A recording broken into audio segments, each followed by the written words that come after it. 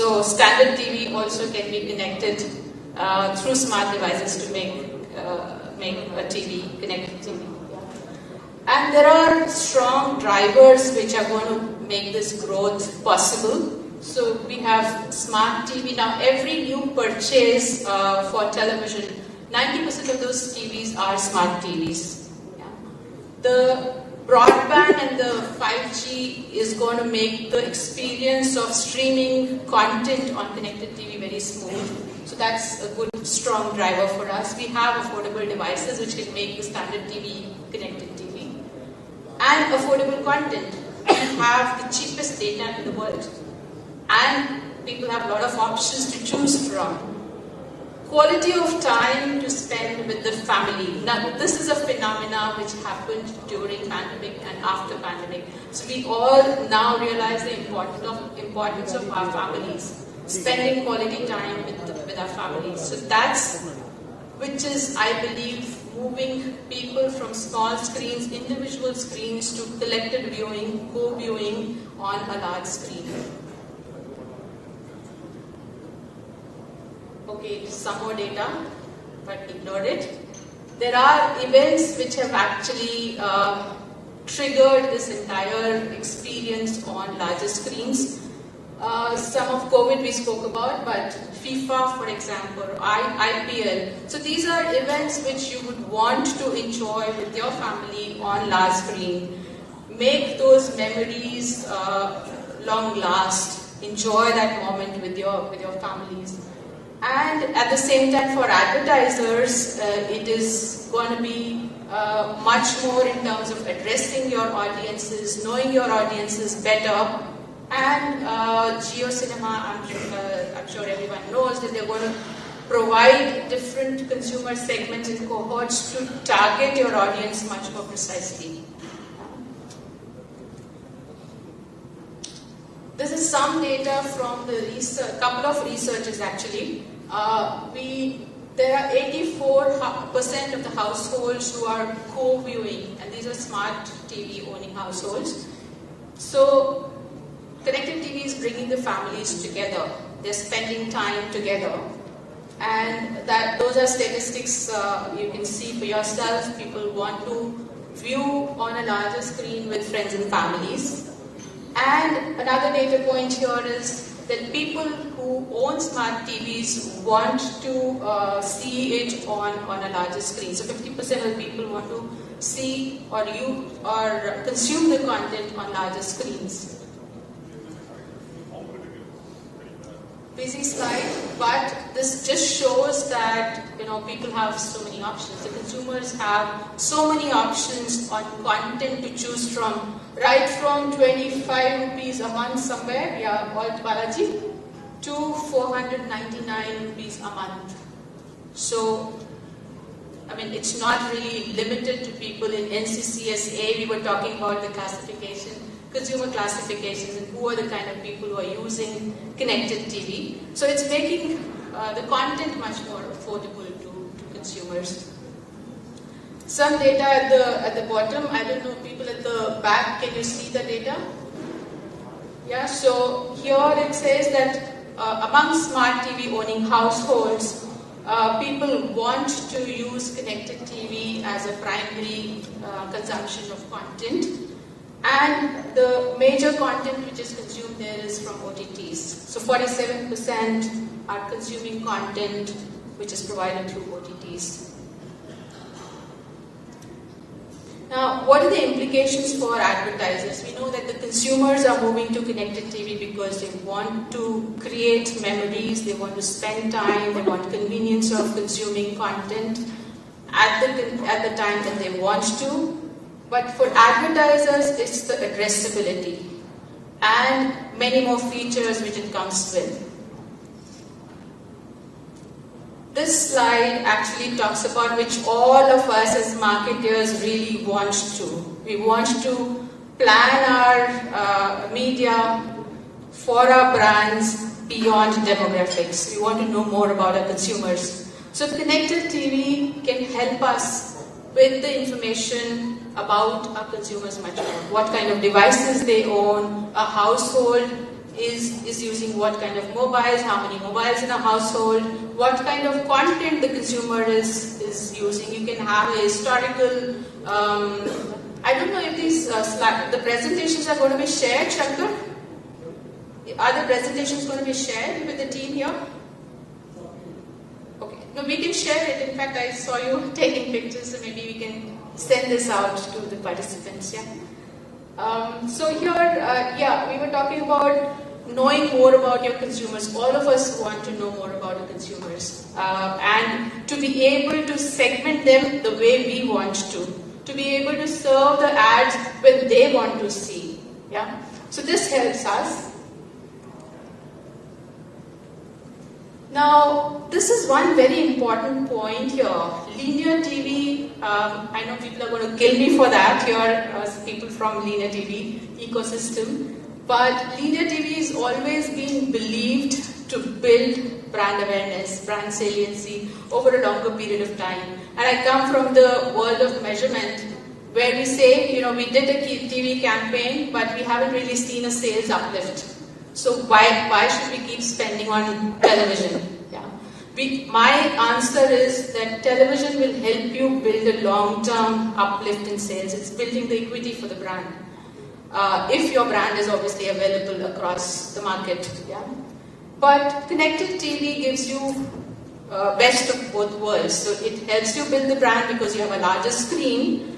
At the same time, you can use other devices in the household to convert the lower part of the funnel, then drive conversions. So some data on that funnel there. So when the ads were placed on connected TV, the view-through rate was much higher because the screen size is bigger and you can see the whole ad. It helps you build the brand story. So 95% VTR. I heard somebody saying that even on linear TV or digital, people start looking at CTRs, VTRs, those measures. One should look at the long-term effect of the campaigns that you're doing. These metrics are also important, but yeah, should be taken with a pinch of salt. Then the action, which is the CTR here, so you can actually offer a clickable ad, and we'll talk about that later. And even click-through rates are higher, quite decent on connected TV. Yeah? So this is going to be important from a marketer's and a brand perspective, that you are using connected TV as an ecosystem to place your ads, but you're able to do the impact across the funnel, which digital usually posts about converting or impacting your lower end of the funnel. Some more benefits for connected TV advertisers or brands who want to advertise on connected TV. So you can actually reach very precisely your target audience, especially Gen Z, which are very difficult to find on linear TV. So you can catch them here.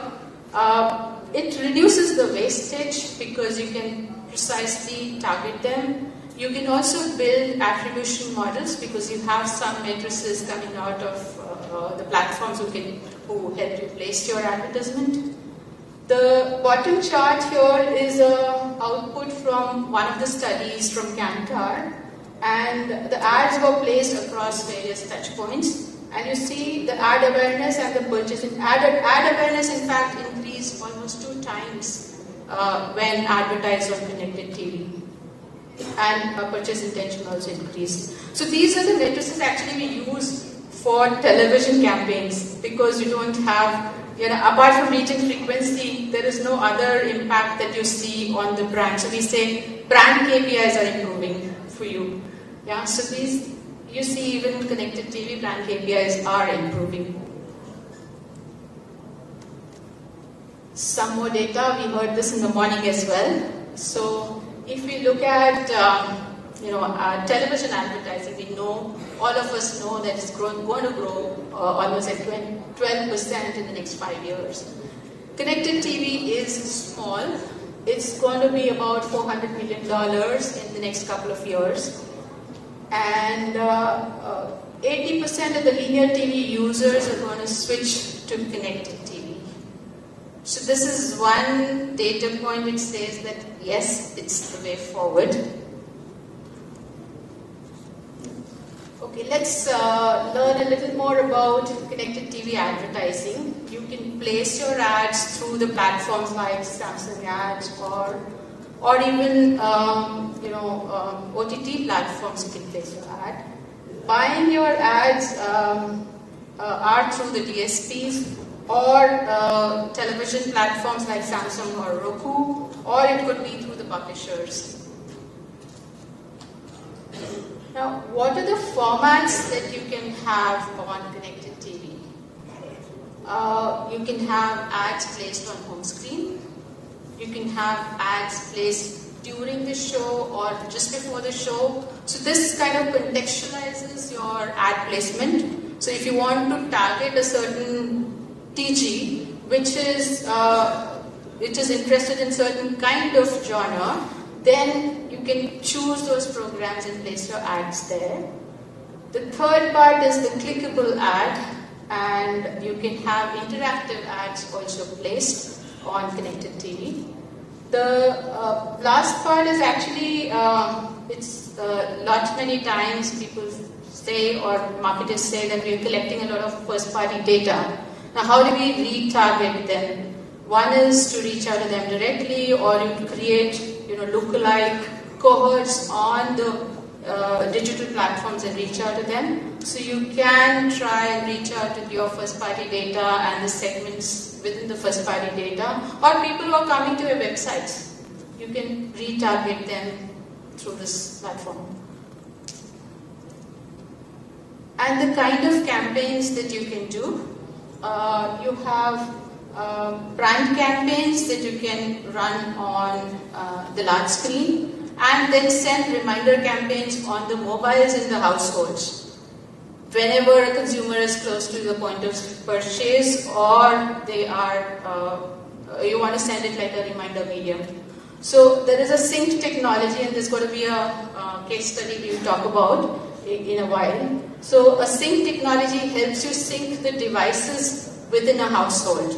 So if there are multiple people who are using multiple devices, you can target them at different points in time. Or you can show the main campaign on a larger screen, and then the smaller reminder campaigns on different devices in the household.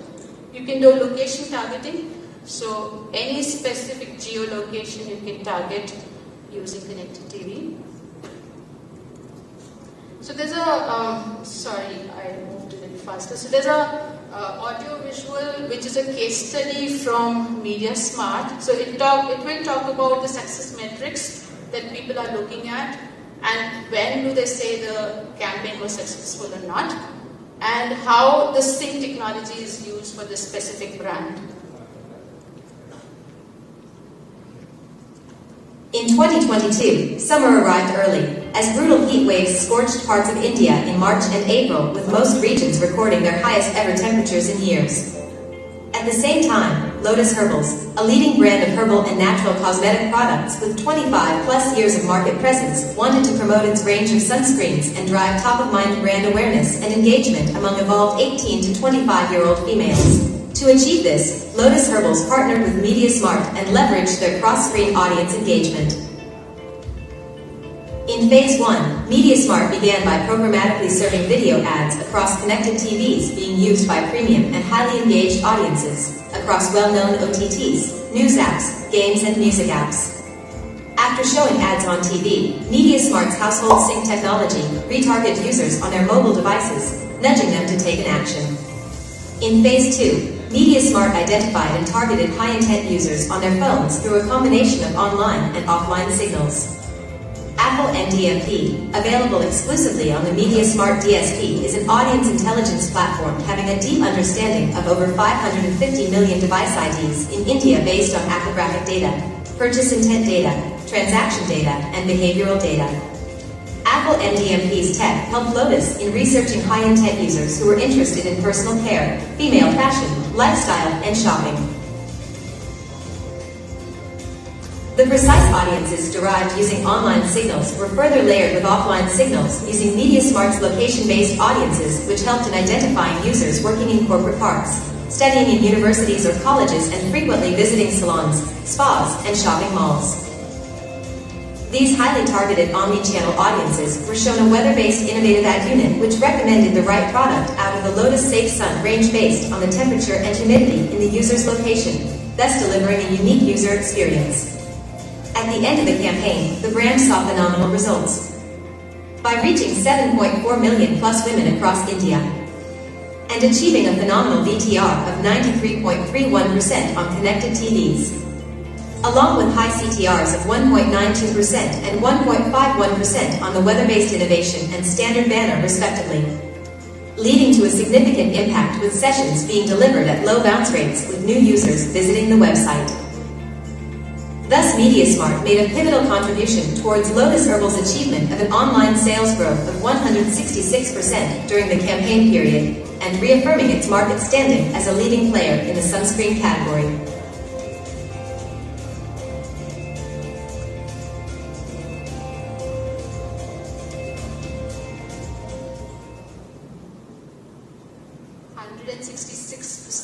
Uplift in sales. I didn't notice the number when I was putting the slide up. I noticed it just now. So it's a big number, and if a campaign impacts your sales numbers by this amount, I think it's incredible. Yeah, so let's look at the impact furthermore on advertising to connected TV. So these are the brand KPIs on the left-hand side. So you see, it's a case study from a food delivery app, and the study was done by Kantar and MediaSmart. By the way, I'm ex-Kantar, so I'm using a lot of Kantar studies here. So you see all the KPIs are on the higher side for this campaign. Yeah, and you can use measurement KPIs or matrices the way you use on television or digital. So it's a hybrid between television and digital. You can use brand lift scores or traffic to store or app downloads either through external study or your own data. At the same time, you can look at VTRs, CTRs, clicks, impressions, etc. So it gives you the best of both worlds. And in terms of measurement, also it's a hybrid set of matrices. There's another case. There are two more case studies that I'm going to show, just to show the power of this medium and how advertisers are leveraging it. So there's an international case study that we're putting up here, and the next one is more about, I think, geo-targeting.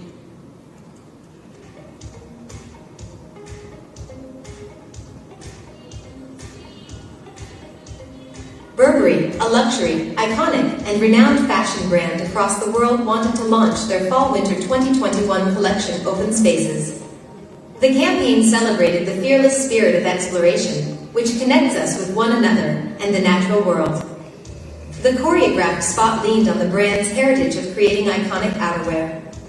Burberry launched this collection for ultra-premium users across UAE who were consuming on-demand content on their large screens. Burberry partnered with Dentsu, TechVantage, and MediaSmart to leverage the technology of connected TV in order to reach these ultra-premium users, which was one of the most premium platforms for on-demand content consumption. MediaSmart understood the location-based signals across UAE and was fundamental in identifying and reaching the audiences across well-known OTT platforms on their connected TVs. Connected TV specifically refers to TVs that have access to an internet connection and can stream digital content, allowing users to watch content from multiple services directly through the interface.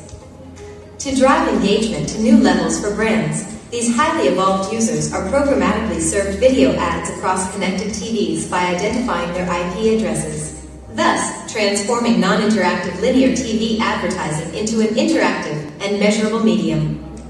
Connected TV campaigns run on a multiplicity of OTT platforms, giving brands a unique opportunity to showcase their story on the large screen. At the end of the campaign, the brand saw phenomenal results, with an average view-through rate of 93.43%. and 92.3% of the campaign delivery happening in close proximity to the 4 Rookery brand stores in the UAE, leading to an incremental uptake in retail footfall and also got people across UAE talking about the brand and its Fall-Winter 2021 collection. Thus, CTV advertising turned out to be a crucial innovative technology which ensured that Burberry's campaign messaging reached consumers across connected devices in the UAE by connecting the disconnected worlds of digital and TV. I think the key here is connecting the disconnected worlds.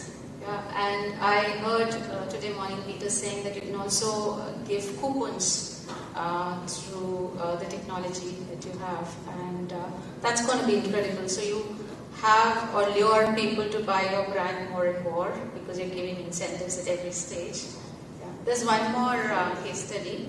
We'll go through it and then we'll wrap up.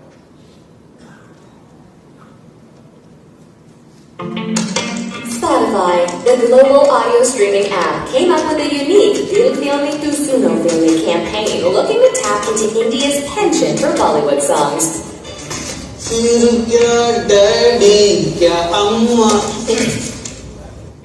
While India and Bollywood music have always been inseparable, this campaign came at the right time when the pandemic brought in a massive rise in the user base. Apart from promoting the Dil Feel Me Tu Suno Feel Me campaign, the objective was to target the Tier 2 cities along with top metros to gain new users for Spotify and drive engagement.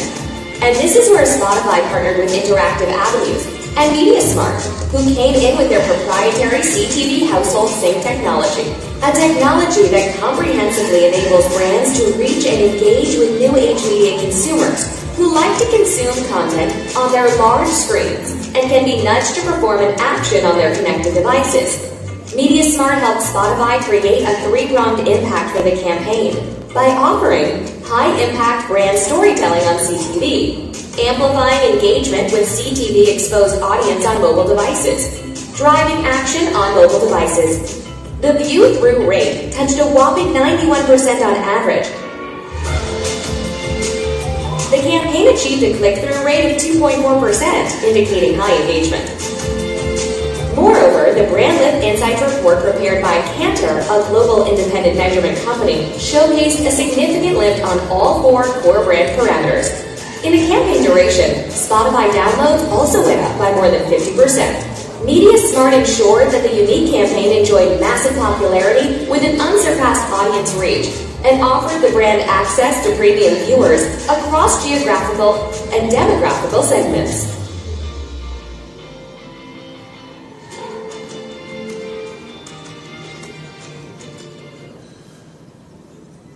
By the way, this campaign was very high on linear TV also at one point in time, and I remember this ad very vividly. So after seeing all these case studies and the data points, I think this is the way forward. It's a win-win situation for consumers and advertisers. There's a lot evolving in this space, and we have new technologies coming in every day. How advertisers are going to leverage these technologies and consumers are going to leverage these is a way to see ahead. For advertisers, it's going to be much more accountable, much more in terms of the ROIs, and these days everyone is talking about ROIs on their marketing investments because that's the first budget which gets a cut when there are pressures on the business. So I think this is the way forward. I don't know whether you agree with me or not. So yeah, thank you for your patience. I hope I have not made you sleep. What's next after this? Yeah, Peter is going to bombard me with his questions, I guess. Sure. Yes, may we please request Mr. Peter to join us on stage and have a question session with Ms. Irwinder. There's one question from the audience here.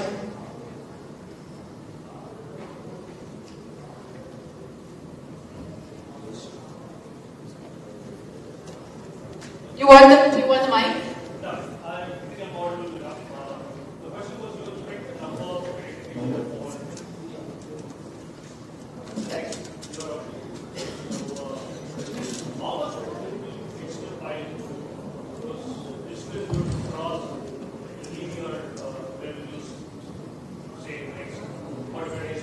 Digital is going to be over and above that, of course, because this was from the linear or television advertising. We were talking about the percentages. Is there going to be a shift, or is it going to be a pie on the cake? It could be a mix of that, because digital is you see, while digital has come, you don't see really television advertising declining. It's over and above that. So I think the whole pie is going to grow. Out of the total digital pie, which is about $2.5 billion, so is that going to be at 5%, 400 million, or is it going to be 2.5 plus connected TVs? I wouldn't, after lunch, don't ask me that data, difficult question. So we can come back to us, that's fine. Yeah, we can share the data with you, yeah. That's it's very difficult to say whether the shift is going to be from digital, but I think, in my view, it's going to be over and above what is happening in the digital and what is happening in the television. Television, of course, is going to be a shift from linear TV to connected TV as the households are going to grow, but digital may grow at its own pace, and we all know that it's growing very fast. Okay, and is there a pointer, because almost 87% are still on CRT televisions. Are these connected TV the first time buyers, or is it a churn? Okay, so there is a data point on people who never had any linear TV. So there is a new set of people who are moving straight away to the connected TV. And so there is I'm sure you would have heard this terminology, cord cutters and cord nevers. So there's a segment which is almost, I don't recall the number, but there is a segment which never had any of the linear TV connect earlier and has now moved to straight away to connected TVs. I can share the data point with you. Yeah, sure. Thank you.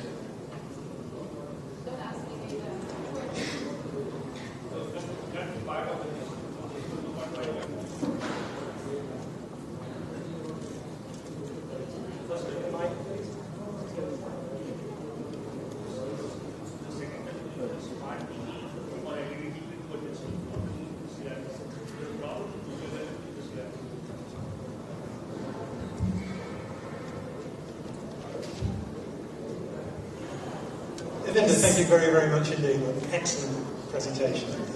I learned a lot. I'm sure everybody learned a lot with that. And it's a fascinating time, isn't it, for the TV industry? Oh yeah, all of us are learning. All of us are learning. Everything, every day there is something new, some new technology. In fact, we were talking about it.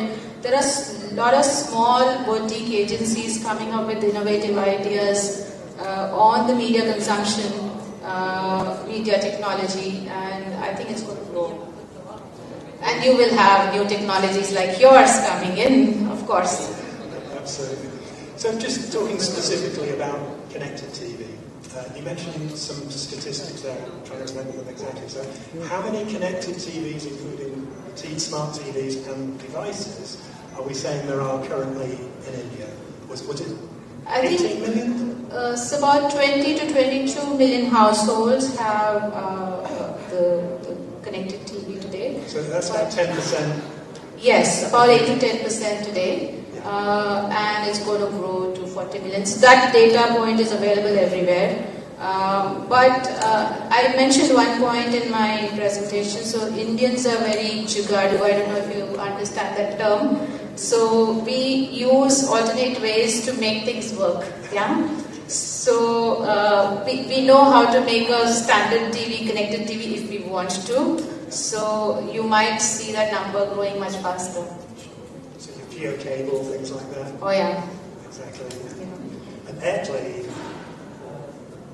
So there's lots of different ways to go. Yeah, I think the content is freely available. Freely in the sense it's not free of cost, but it is amply available in the market. People want to see good content, and I keep hearing that the regional content on OTT is also growing very fast in certain pockets. So people who wouldn't have seen their language, their vernacular version of the content, they're also seeing that. So content is going to be available. And now how do you access that content? Of course, I mean, nobody wants, I still see people on their mobiles, but I don't want to, spend too much time on my mobile seeing the screen, sorry for that. But you want to see and enjoy the content in a large screen, not on a mobile small screen. Correct me if I'm wrong, if you're watching cricket on a mobile, you can't actually see the ball? Oh yeah, absolutely. So, okay, for that also there are some solutions. So you can see a wicket from multiple lenses on certain apps. In fact, during the Football World Cup, you could see the goal from multiple angles. Linear TV, it moves so fast that if you want to, unless they show a replay, you can't really catch how the goal happened. Yeah? So at least on OTT or other platforms, you can pause it, see it from multiple angles. That's a good thing. Now, I understand Netflix, for example, are going very big into regionalization content. In fact, the one that's just about to win all the Oscars, the All Quiet on the Western Front, is a German language film. And apparently in Germany, subscriptions have just gone through the roof to watch their own Oscar film. So do you see regionalization as a key driver? Yeah, I think we see a shadow of that in the print. We see print media and vernacular is growing. So people want to read, see the content in their language. So regional vernacular is going to grow.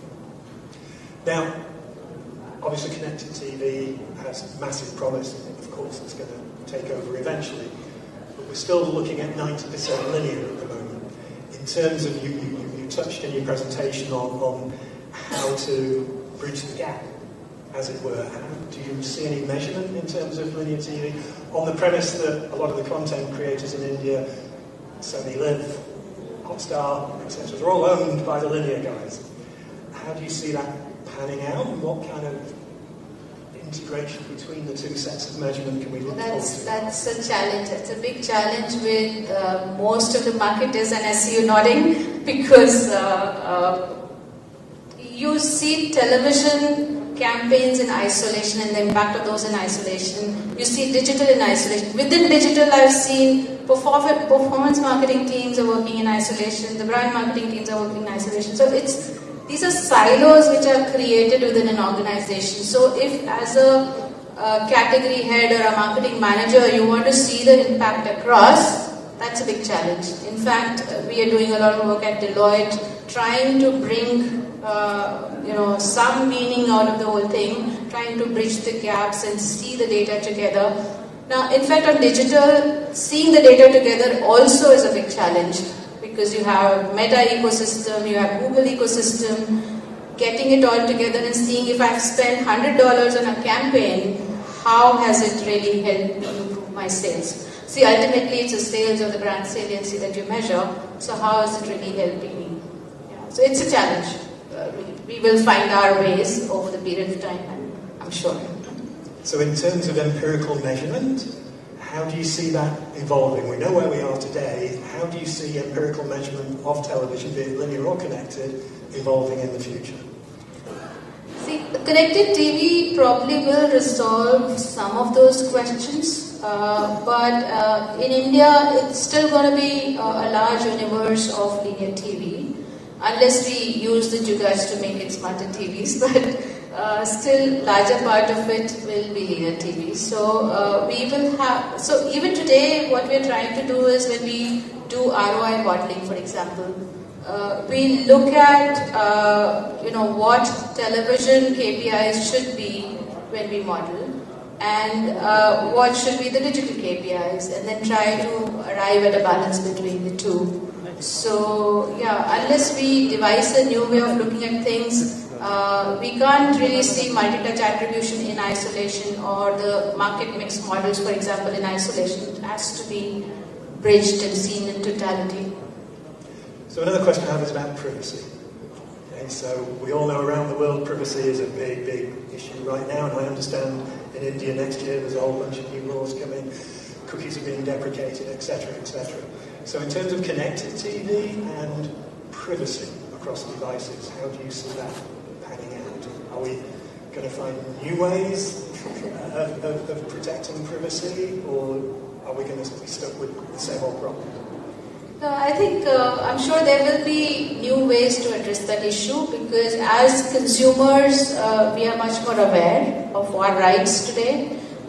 We don't want to be bombarded with this stuff every now and then. So as consumers, there's going to be questions on our data privacy. As regulators, we will have challenges, and there will be rules to follow. So there will be policies and regulations. So I'm sure there will be a framework very quickly developed to meet the GDPR compliance as well. Well, Avinda, I think this is a conversation that can go on a long time. Yeah. We had the bell, so I'd just like to say thank you very much for those fascinating insights. Thank you. Yeah, but I think these insights can be used at a cohort level, which we are currently using. So you don't have to use PII data for that matter. You can use information about your consumers at segment level and then plan it better. Thank you. Thank you so much. We have Shashi here, so we will not take more time. Thank you so much. Thank you once again.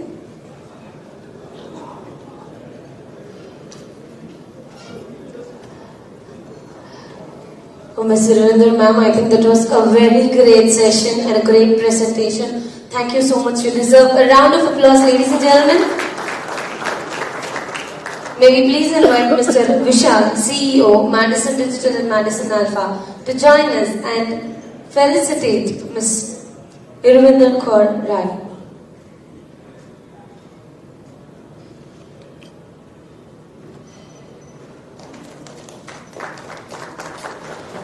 It will be great if all three of you join us for a group picture.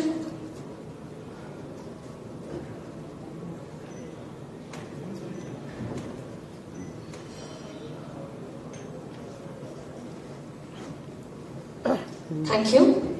So now, ladies and gentlemen, the most awaited session. So I know you're all excited to hear. So let's invite, with no delays, let's invite Mr. Sashi Sinha, CEO, Media Brands India, Chairman, BARC India. Please, sir.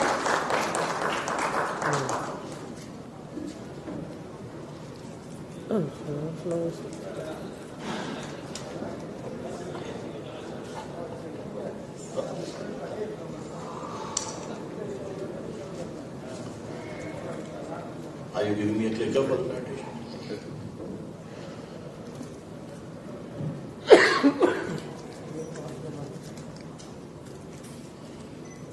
Thank you very much for getting me here. Shankar, first, thank to you and your team, and to all of you here. I'm sorry I'm a bit late. There's only one flight in the morning which comes in, and I couldn't come in earlier. So I promise you, I will try and make it fun. There are two parts to this presentation.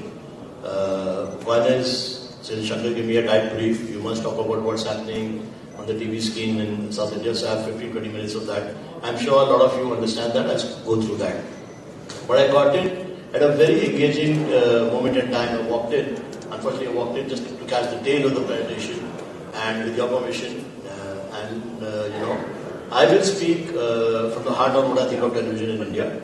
A lot of numbers were thrown around, rightly so. I'm not questioning the numbers, but I have a dramatically different take. So I'll quickly go through the presentation Shankar asked me to present. With your permission, Shankar, I just take 10-15 minutes, and I'll speak about television. So the previous panel provoked me, so I will speak a little bit about, I'm a big believer in the power of television, give you my perspective on television, how it works. So over. How much time do I have, Shankar? Okay, half an hour. That I know. Thank you very much. So, quick, I was told to talk a little bit about the business in South India and how television can play that role. So I'll quickly cover that, but I think a lot of this data is known to you, so I'll go through this quickly. So if you see, for a lot of us, where I come from, it's obvious data for you, but where I come from, what we call the northern markets, which even my planners who's written this presentation for me also comes from that Hindi speaking, because one large mass which is there. If you see in terms of urbanization, you see urbanization not on the south, it's obvious. And it's not necessary to assume, but urbanization does mean higher purchasing power and, better return on investment. So you see south, and particularly the state you're sitting in, you see it's very, very high compared to the north. So every parameters, this scores very high. If you see education, so all of you are aware the national classification system, which hopefully will get changed in the near future, is a combination of your education, because Indians don't like to declare their incomes correctly. So it's a combination of education and durable ownership, qualified in terms of durables which you own. And so it shows a propensity to show your purchasing power. Again, you will see the southern states indexed, AB is the highest segment, indexed at 51% compared to the rest of the country, which is at 39%. You see literacy levels, I'm ignoring the average monthly homes, you see graduates. So everything on every front, the purchasing power of the four southern states, particularly Tamil Nadu, is very high. And if you see, since SCCS also goes by durables, be it regular durables, from the premium durables, four-wheelers, laptops, all the way down to gas stoves, the red color, the red bar is where south markets are. All of them go high. So obviously, the point I'm going to make repeatedly is that the huge propensity and potential in these markets, and the juice is not yet to be tapped. It's still a long way to go. Even if you see CPG, FMCG markets, you see all the way, the penetration is higher than most. So the consumption and penetration both is higher than most markets in the country, especially the northern markets. So a lot is going through for you. And this is one of the few markets where regional players play a big role. As all of you know, the growth of China has been on the back of SMEs. The big top 300, 400, 500 clients do only that much.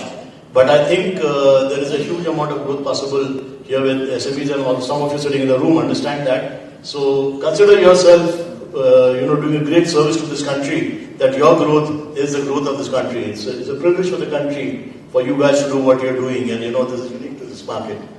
So if you see, again, the Hindi-speaking markets, the regional share of advertisers is only 14%, and while in South is 36%. And this could be one of the reasons why linear television is under pressure. I'll come to that in terms of pricing. Because, the inventories are a lot more than what is being bought. India, and I'm talking of the North, or the HSM as it's called, and I'll come back to this point, I'll circle back, I'm trying to come back to that point later, is that India is, if you apply PPP, is the cheapest advertising market in the world, if you compare to developed economies. I repeat, if you apply purchasing power parity, advertising, because the supply is greater than the demand here. So, and only when SMEs grow, the market will grow, is when you will see rewards coming from the entire ecosystem, including the television broadcasters. I'll come back to that point. So you see there are 80 plus advertisers here, across categories, but you see retail is very key. So the factors alluded to that, retail is available everywhere, but branded retails, SMEs, in that segment is a very strong segment. They have shown the growth of the market, and the rest of the country should learn from this. So this is something which is again very, very unique to these four southern states. Obviously Tamil Nadu is a lot bigger, but across the board these are the four southern states where this ends. I just put a list out. Now coming to what I know best, television. In spite of what people say, television that was best. Even today, in spite of people talking of digital and everything else, print, time spent on television is maximum. I'll show that with you. So before you come to that, look at penetration. So even today here, penetration on South, TV dominates. There's no comparison. And by the way, I will put a qualification here. Unfortunately, I know little about research. I don't know too much. But because of that, probably I'm running most of the research bodies in the country, be it the MRUC, which does IRS, or the BARC body, and in the past on ABC. So I understand some of these numbers. They're pretty reliable numbers and what are thrown around generally. So if you see television here, South reaches 77% of television. Nothing else compares anything close. If you look at the North, because of a variety of reasons, everyone talks of mobile, handset. Power is a problem in the North. Huge markets don't have power. So if they don't have power, obviously, they will charge the mobile, the phone, see a little bit of content in the evening. But here, South television, there's no power problem compared to the North. So obviously television is there, Nothing can take away the big screen. The big screen is there compared to the mobile, So I see you smiling. I will aggravate you a little bit more after this. So, you see the numbers here. Look at the consumption of GRPs, which is the time spent on television. Actually, the next slide probably gives it better. Look at this. So, not only is TV in terms of reach, TV in terms of reach is the highest. Look at the time spent. Look at 4 hours, 22 minutes. Look at the highest economic classification, 3 hours, 56 minutes, higher than anything else. Everyone talks of OTT. This is a 40 measurement. I run the measurement. I don't run it, sorry. I repeat, I just share the body which runs it. But I can assure you, I will talk about it being 40 in many ways and I'll come back to that. But the fact is that, in spite of that, it's 3 hours, 56 minutes. And the highest economic classification goes up to 4 hours, 4 hours, 7 minutes. No other medium, be it digital or whatever, is that high. So highest penetration, highest reach, highest time spent. So it's very easy to say connected TV homes will be 25 million going up to 40 million. Who knows what data prices are going to be? And what will data prices be and what will the consumption be, and therefore what will be the time spent. So again, that is something which I'll circle back to. So this is not going away. It's been there for years. It still is. In spite of OTT, in the SCCS classification, which is on top, 3 hours, 56 minutes. Not many countries in the world will give you that kind of consumption the first southern states give. Have faith in this medium. And of course, therefore, the key things is we like our operas and our movies. You see the share there. You see in terms of viewership share, it's very, very high. Movies, 70% looks low, but because the number of titles are less, therefore, per title viewership will be very high. So the point I'm trying to make, therefore, this is a great market to sum up. And if you see, you can build reach quickly here. It's not that you will make too much investment, because 3, 4, 5 channels allow you to build the reach as quickly as possible. So this is a great opportunity, No other medium. Everyone talks digital. I promise you, try building 50% reach on digital. Whatever you do, YouTube or YouTube, BARC, whatever you do, you will not be able to get 50% reach on digital. I know my friend Vishal is sitting here. Vishal, I'm sorry, but that's the way I speak. Yeah. So whatever it takes, try building reach in any of these markets on, any of these markets. Starting from Karnataka upwards, you'll find this. And you see, look at the ratings which come. I mean, which market in the world, I ask my friends here, which market in the world will give you a rating of 20% on a movie? One time you will get audiences. Or on cricket. Globally, the best of sports don't give you that kind of reach which you get here. So I assure you, it's today next to impossible to we take these things for granted. I can assure you, no other medium, nothing else will give you 22%. Not only is it absolute numbers, one program will give you 20% rating, which is at one point in time 20% audience who are watching it across homes. So this was a brief snapshot given to me by Shankar, saying talk about South, and which I did to share with you that there is huge use and potential in these markets. These markets will drive the way India grows. I genuinely believe the growth of India will come from the middle MSME segment, not to see the large corporates. They are the ones who will fuel the industry. Advertising being one of them. That's one part of the discussion. Now I come to the second part of the discussion, which is something which I speak about, when everyone says that is television dying, is linear TV on its way out. Is there a problem? Everyone's watching OTT. And what is the solution to that? So I'll share some numbers. Probably we're most competent to share numbers because we are the only ones who do a baseline every alternate year for BARC. So we see the trends as they come.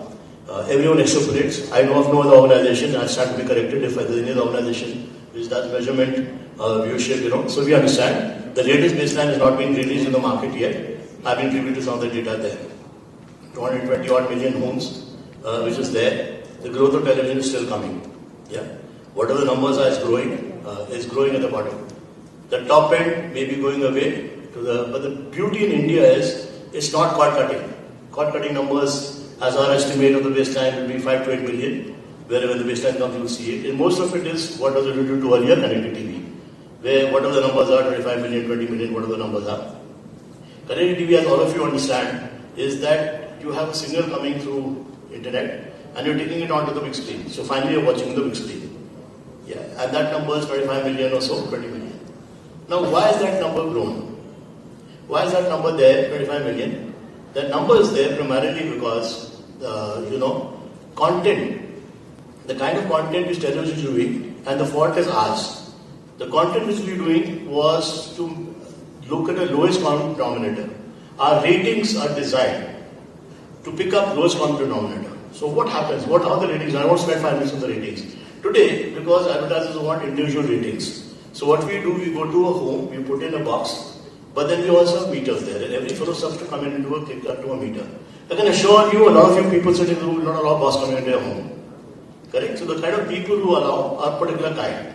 You know, there are many ways to change that, so which we are embarking upon. So once you start doing ratings which are not lowest common denominator, because finally ratings are trading currency, and you turn around and say, listen, this is what I'm going to do. I will allow what globally is called return path data. We go that path, and once the country is large, so you need huge sampling for return path, because return path means absolutely anyone, but you can't do everyone here.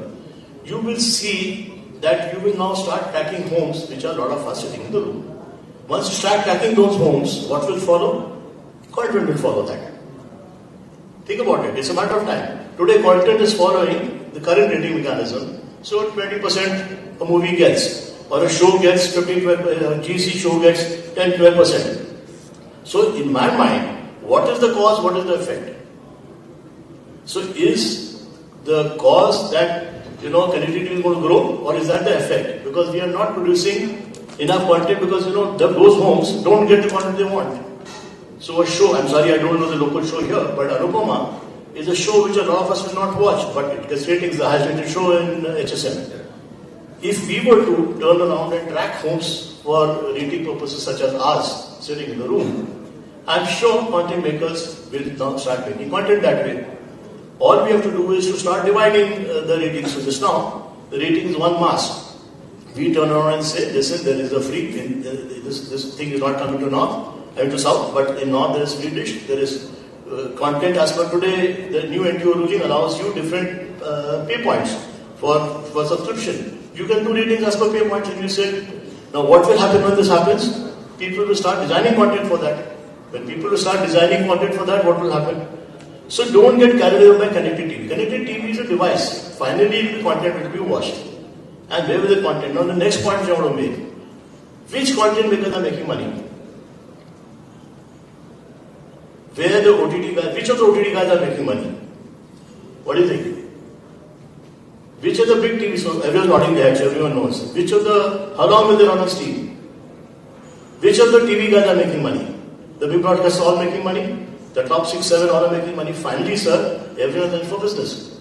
So if they're making money, if we start providing them niches and segments for them to address, they will start making that, they start producing content which is appropriate for that. So this connected TV is just a mechanism. Finally, it will all be content which is turned up. I generally believe if the market enables,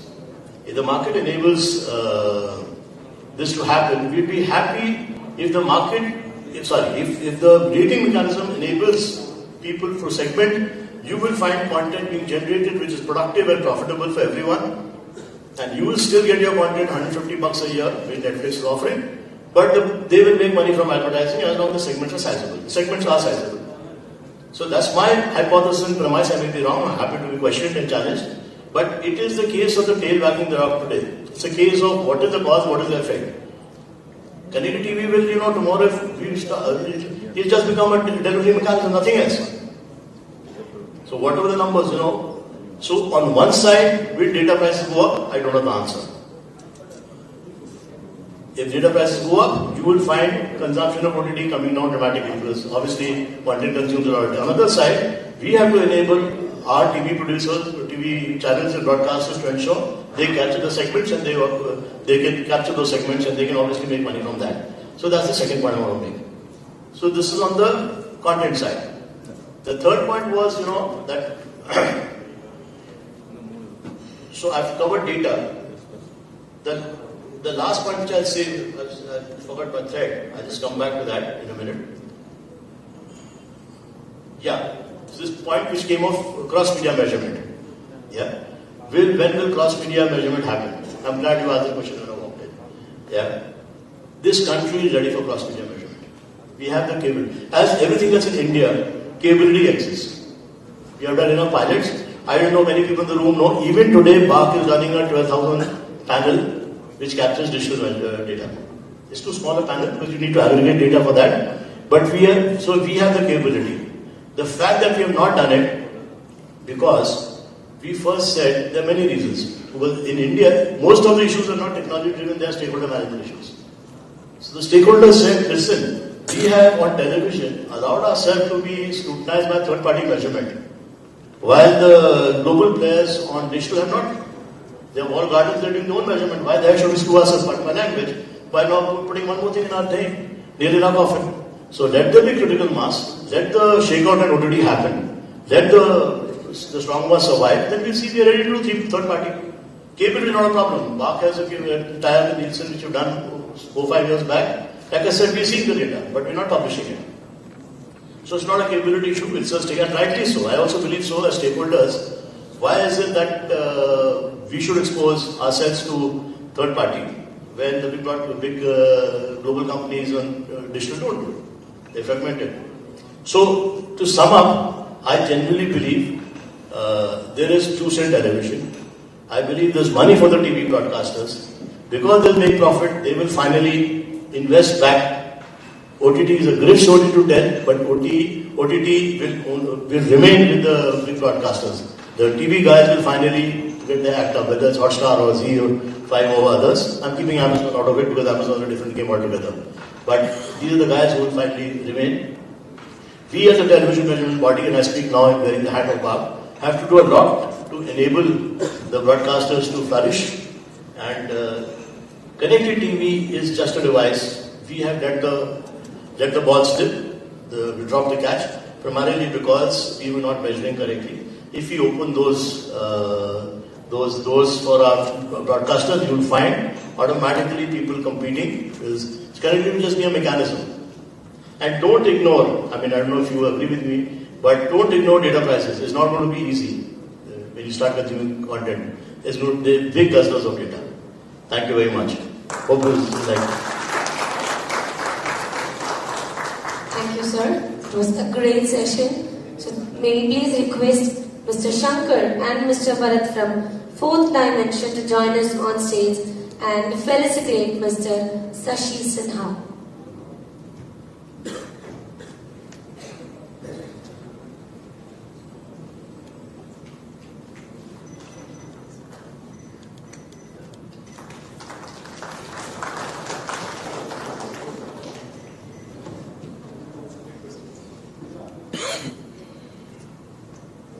Happy to answer questions.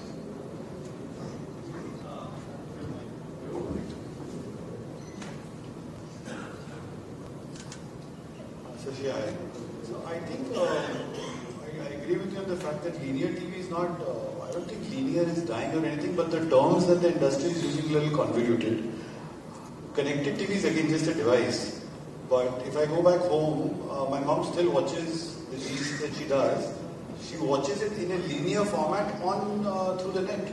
Absolutely. So it's the mediums that are only changing. So whether it's news or GEC, news for that matter, a huge chunk of news comes through VOD on YouTube. But there are people like cord cutters, as we call them, but they're still consuming news live. Whether you're consuming a Aaj Tak on a Z5, linear content still continues. It's just the measurement that needs to report it. Yeah. So as per a survey that we ran, which is being used by a lot of news channels, almost the overall consumption is going up only. Yes. Of linear content. It's not gone down. The consumption relative to OTT might be lower because OTT is a new kid on the block. And the kind of content that goes up on OTT, VOD is obviously uncensored. It comes with its own, appeal. It's all new. Yeah. But TV is there for a long, long time. It's like, and I'll tell you what, old habits die hard. We had this at SHM yesterday with Sam. Print would have died like ages ago if it was not habitual. Why would you buy a piece of paper when you get even more new news, even fresh on a mobile phone? Television is habit. Television is audio-visual. It's big screen. Mobile is small screen. So there are too many facts to it. So it's only the terminology. It's not about TV versus OTT. I think they're all self-complementing each other. Absolutely. So more of adding to what you said. I just make two minor points to what you said, to add on to what you said. One is that I believe there's a great opportunity for the people who are the big broadcasters who are already playing in linear TV to exploit this quote-unquote linear TV game for the reasons of economics there. You raised a very pertinent question on news. And that's very interesting. So that's a separate chapter by itself. But in my opinion, a lot of time spent, which I showed the 4 hours or 3 hours, 40 minutes, I should have broken it up. My memory serves me right, and I don't want to comment whether I don't remember the numbers. News is somewhat low in time spent. Yeah, that absolutely. So news reach is very high. I don't know if you know. I'm sure you are aware of this. The reach numbers. So one of the leading broadcasters on BARC, and our panel look at about 150 million in a month reach at 1 minute. On digital again it will be 1 million, but it's all linear broadcasting. So the reach is very high. And news, in fact, spent will be low. The time spent is dramatically lower. So the average GRPs come down dramatically. That shows the consumption. So news obviously is something which is topical, therefore the reach will be high. But then you lose attention span. But I think the larger point which you're making, I fully agree with. This limited point I'm making is that these are terminology, and you latched on to that. And we are responsible for some of this to happen. Just to elaborate, BARC couldn't do segmentation earlier for a variety of reasons. No one knows this under the radar. We just started waiting last week, the first set of data. Unfortunately, the data has come in the middle of this whole crisis with distributors. But we just started waiting. Now, waiting allows us.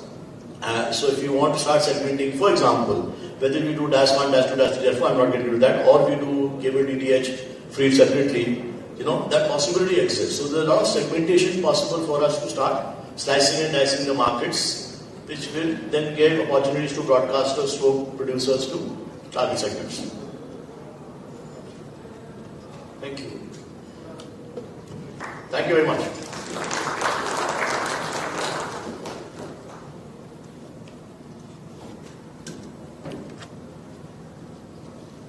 Thank you, Mr. Sashi. Thank you so much. So, ladies and gentlemen, before moving into our next panel discussion, so it is so mandatory for me to do this post-lunch and having a panel discussion and speakers, at the stretch. So, a small energizer activity amidst the audience. So, yes, so when I tell one, I want everybody to clap once. Can I, please? No. When I tell one, it's only one clap, single clap. Yeah? When I tell two, I want you to clap twice. When I tell three, yes, no clap. When I tell three, you're not supposed to clap. Yes? Okay, so I'm just going to observe how many of you really attentive and not yawning. Yeah? 1, 2, 1, 2, 3. 1, 2, 3. Okay. So these noises, I think people in the back, you're awake now. So ladies and gentlemen, moving on to the next panel discussion on the topic is digital, the new growth. I think this is one of the most wanted topic, and we have the moderator, Mr. Arjun Bhatia, to join us on stage, the Senior Vice President and Chief Marketing Officer of Matrimony.com. Yes, before I was so badly, in need of your website, sir. He specializes in making market for cutting-edge technology, products and services using both traditional and digital marketing channels. Welcome, sir. May we please invite our next panelist, Mr. Anil Airur, Group COO, Insight Media. May we please welcome our next panelist.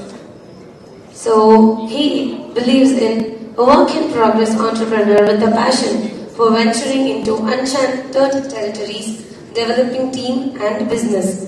May we please invite Mr. Deepak Karnani, co-founder, One Native Advertising Private Limited.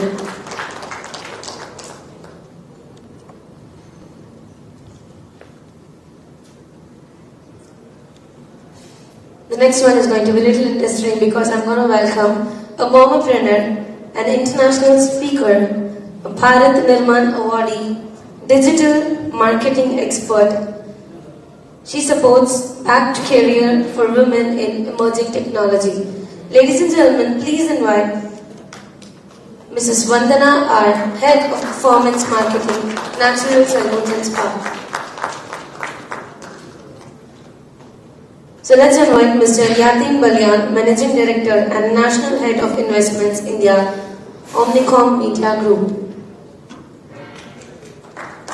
So he is a media professional over 15 years of experience in planning and buying. So currently he is driving investments across media. So looking forward for a very great discussion. Over to you, sir. Thank you so much. Good afternoon, everyone. So it's quite ironic that we are going after Mr. Sinha with a topic called "Is Digital the New Goliath?" But thanks to Shankar for bringing this topic up. I think this is the elephant in the room, and we should address this.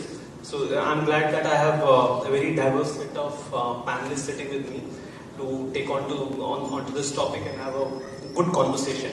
So before I kind of start taking views from the panelists and start opening up the session, I just wanted to share some data points. We have heard some of these points from Irvinder earlier and also Mr. Sinha, but just to kind of set the context of TV versus digital and where we are going, and hence this topic.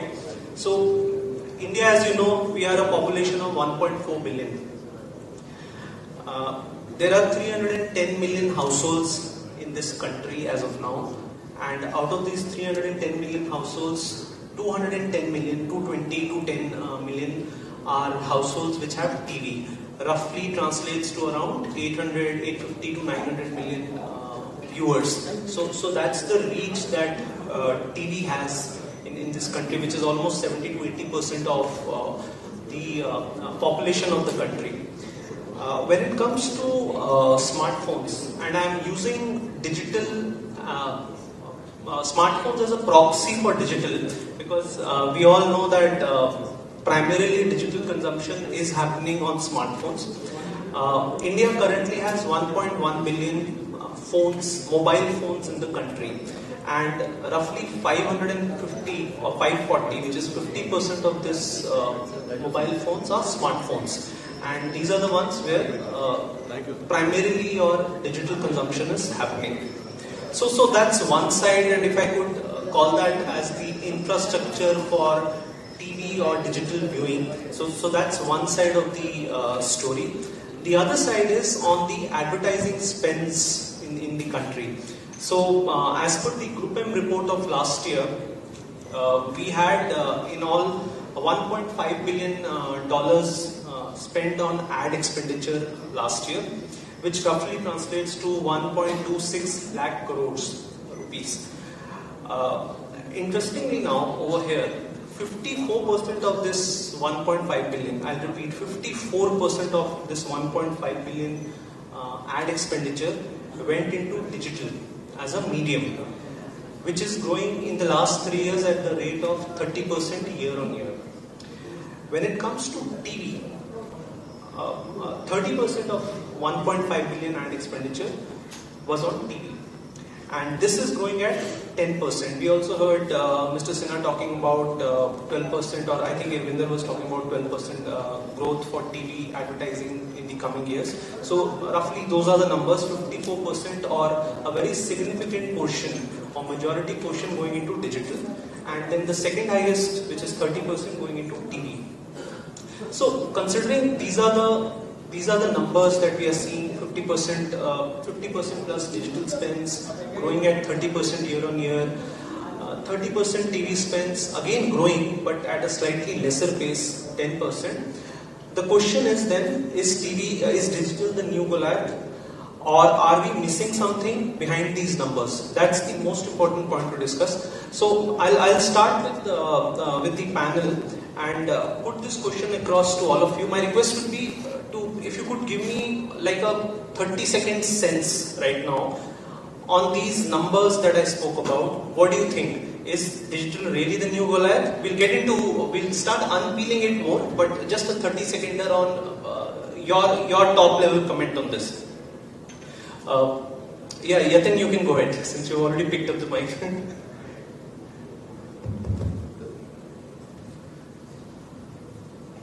Just that I had to reach out to the mic. It was a little distant. So, to keep it very simplistic, if we consider from just the RX standpoint, right? Yes, the number suggests the medium is already available, is a mainstream. However, it's important to see what differentiation the digital offers to advertisers. Thereby, is it really a like-to-like comparison with any other medium for that matter? So, for me, it's not about TV versus digital. It's about what digital has a multi-dimensional opportunity which advertisers get, and thereby, because of it offers multiple solutions, thereby it increases the scale of the business. So it's not about TV versus digital, it's about digital as a whole, because there are multiple dimensions to TV, be it social, search, performance, e-commerce, thereby clubbing together. The optics is, it's already a mainstream or a reliant from that perspective. However, from video visual standpoint, we know there's a lot of ground to see in that term. Okay, so yeah, Deepak, what would you like to say on this? So yeah, exactly agree with what Yatin just mentioned. That we can't look at digital as one entity. I mean, if you look at the kind of spends that are happening in search and social, that's around 75-80% of the total spends.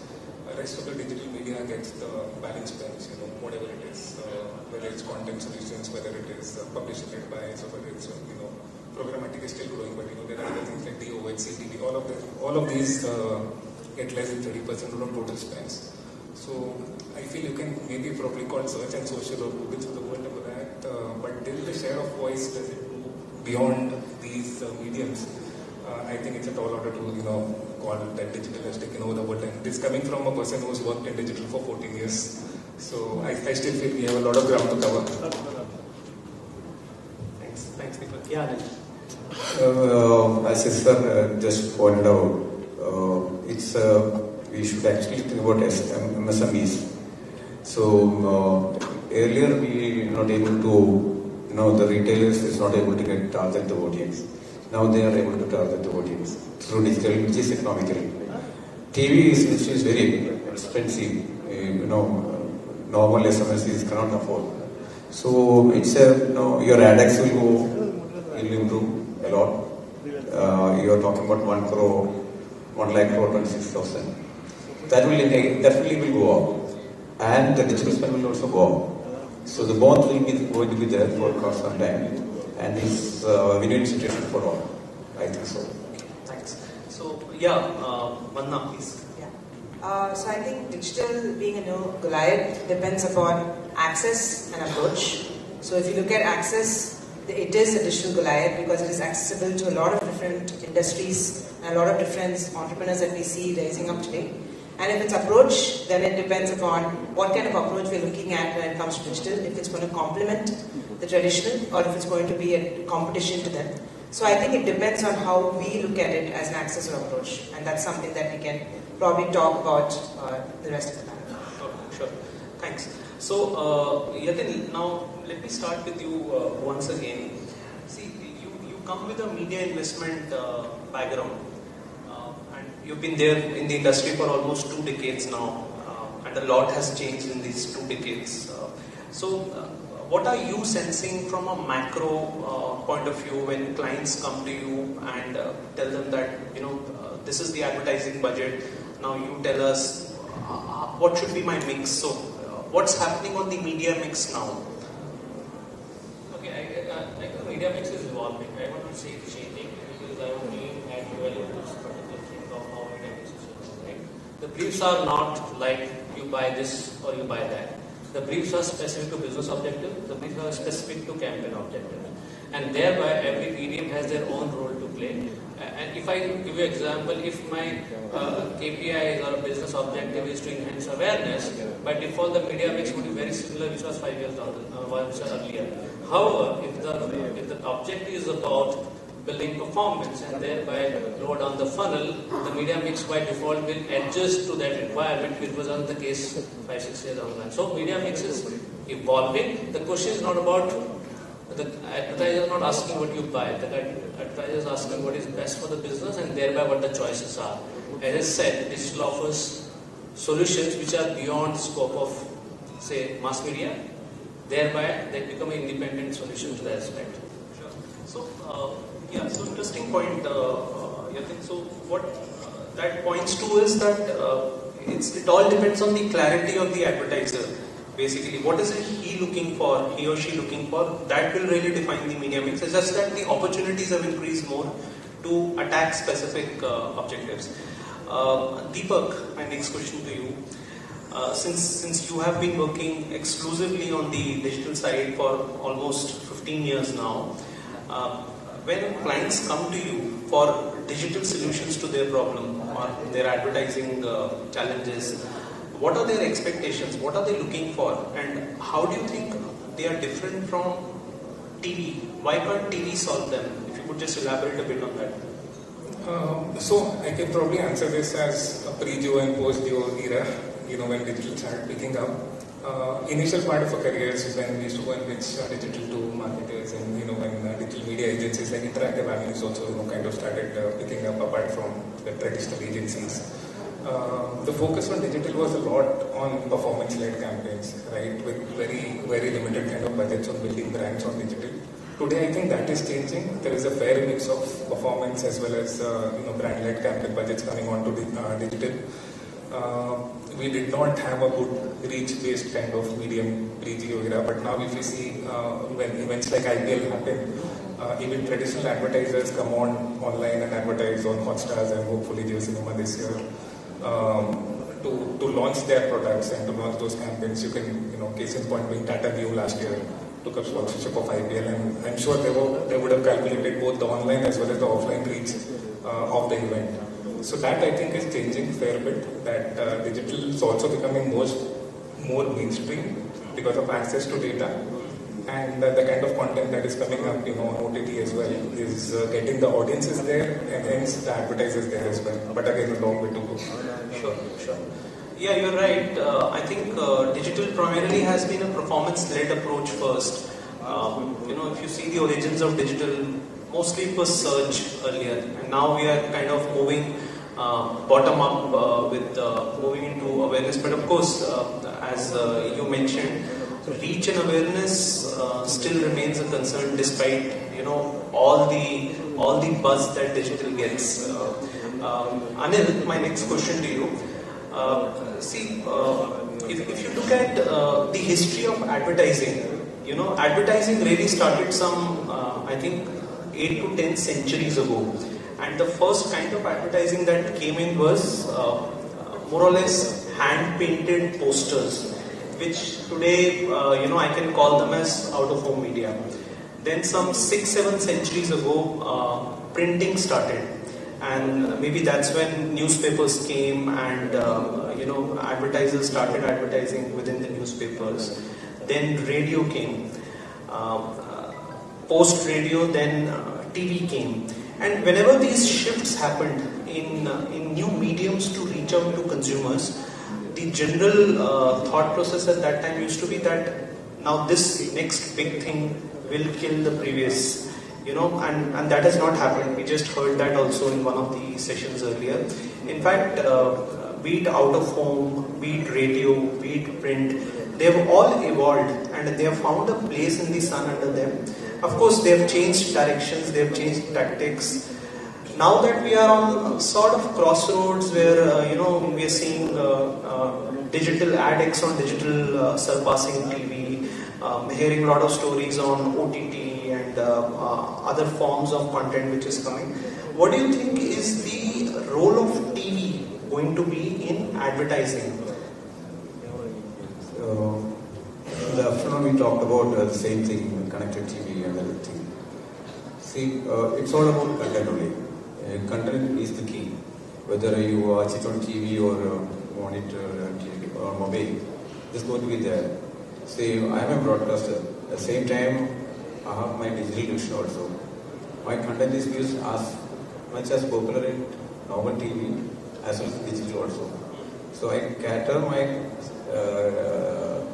brand solutions in both verticals. Okay.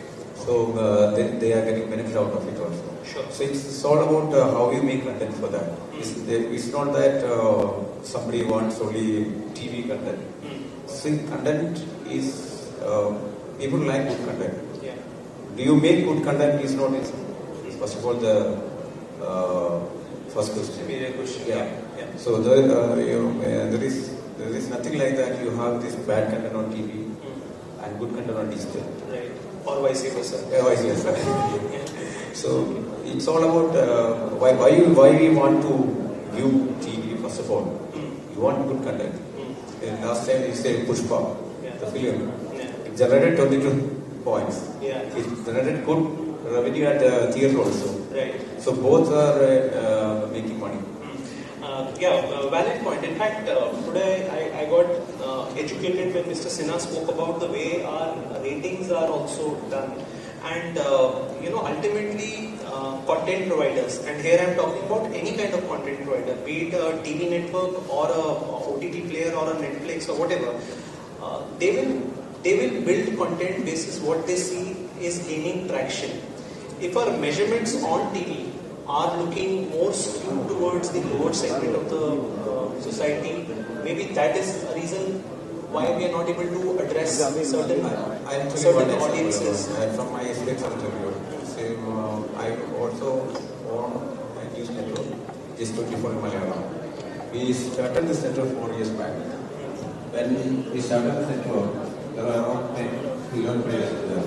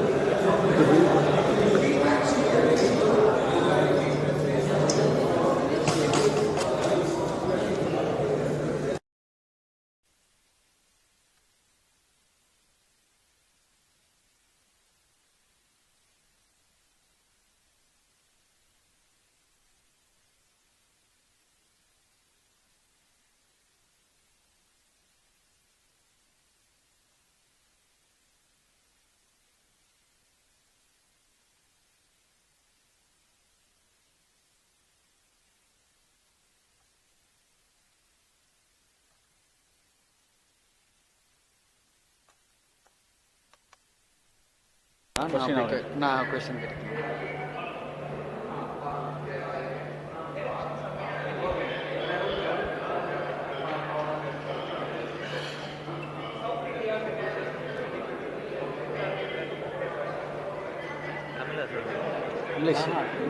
English, Hindi.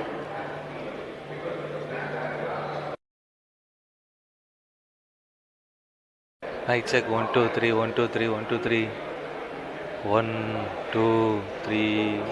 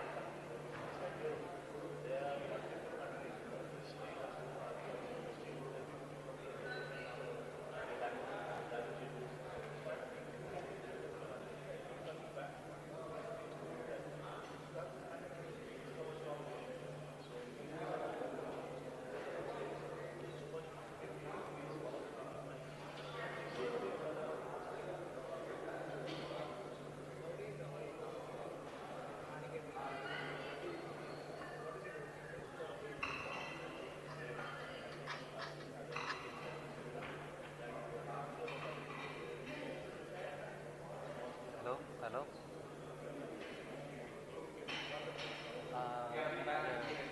Passport Sasi இது அவர்கிட்ட பேச போகிறோண்ணா.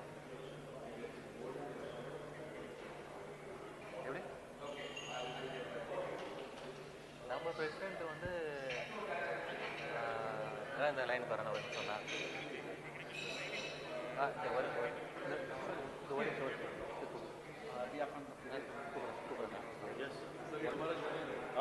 तुम्हारा कौन सा नहीं है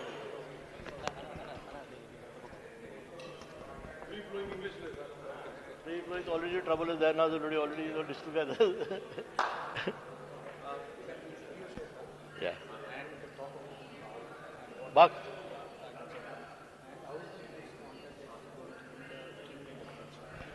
King news already reaches very high, yes.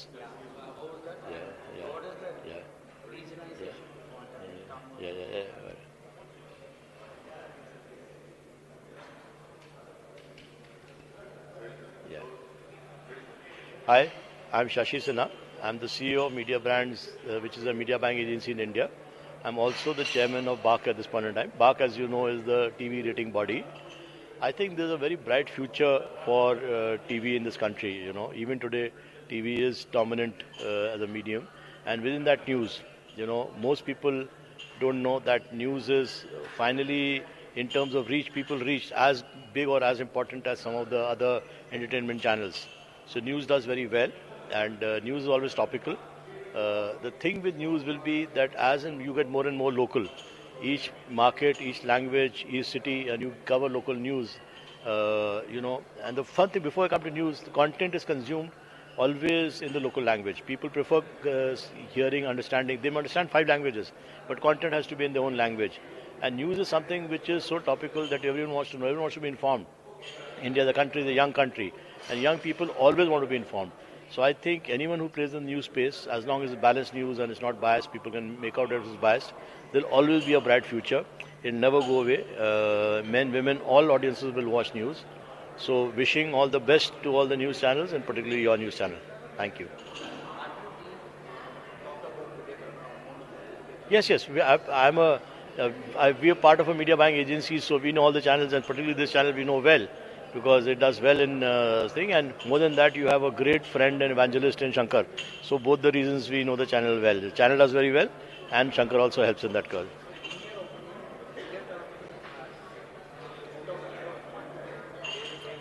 I will not be able to, because I'm not a local thing, so I will not be able to, I don't understand the content, but I know the reputation. The reputation of the channel is very well known to me. It's a good channel. Since I can't understand the content, I can't rate the way you're asking you to it, but from people, my friends who understand the language and who read the channel, speak of it with respect and value. Thank you. Thank you very much.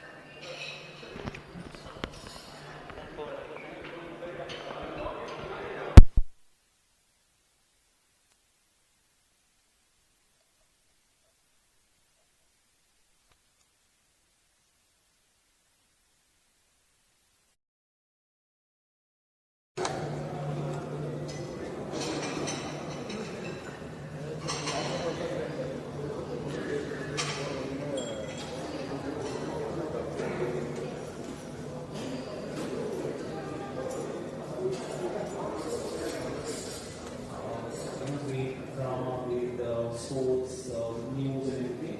Now that seemingly seems to be under threat with all the digital explosions that have happened, be it OTT on one side which is offering entertainment, or YouTube, or even who knew that for a news channel now competition will also be Twitter, with news trending on Twitter.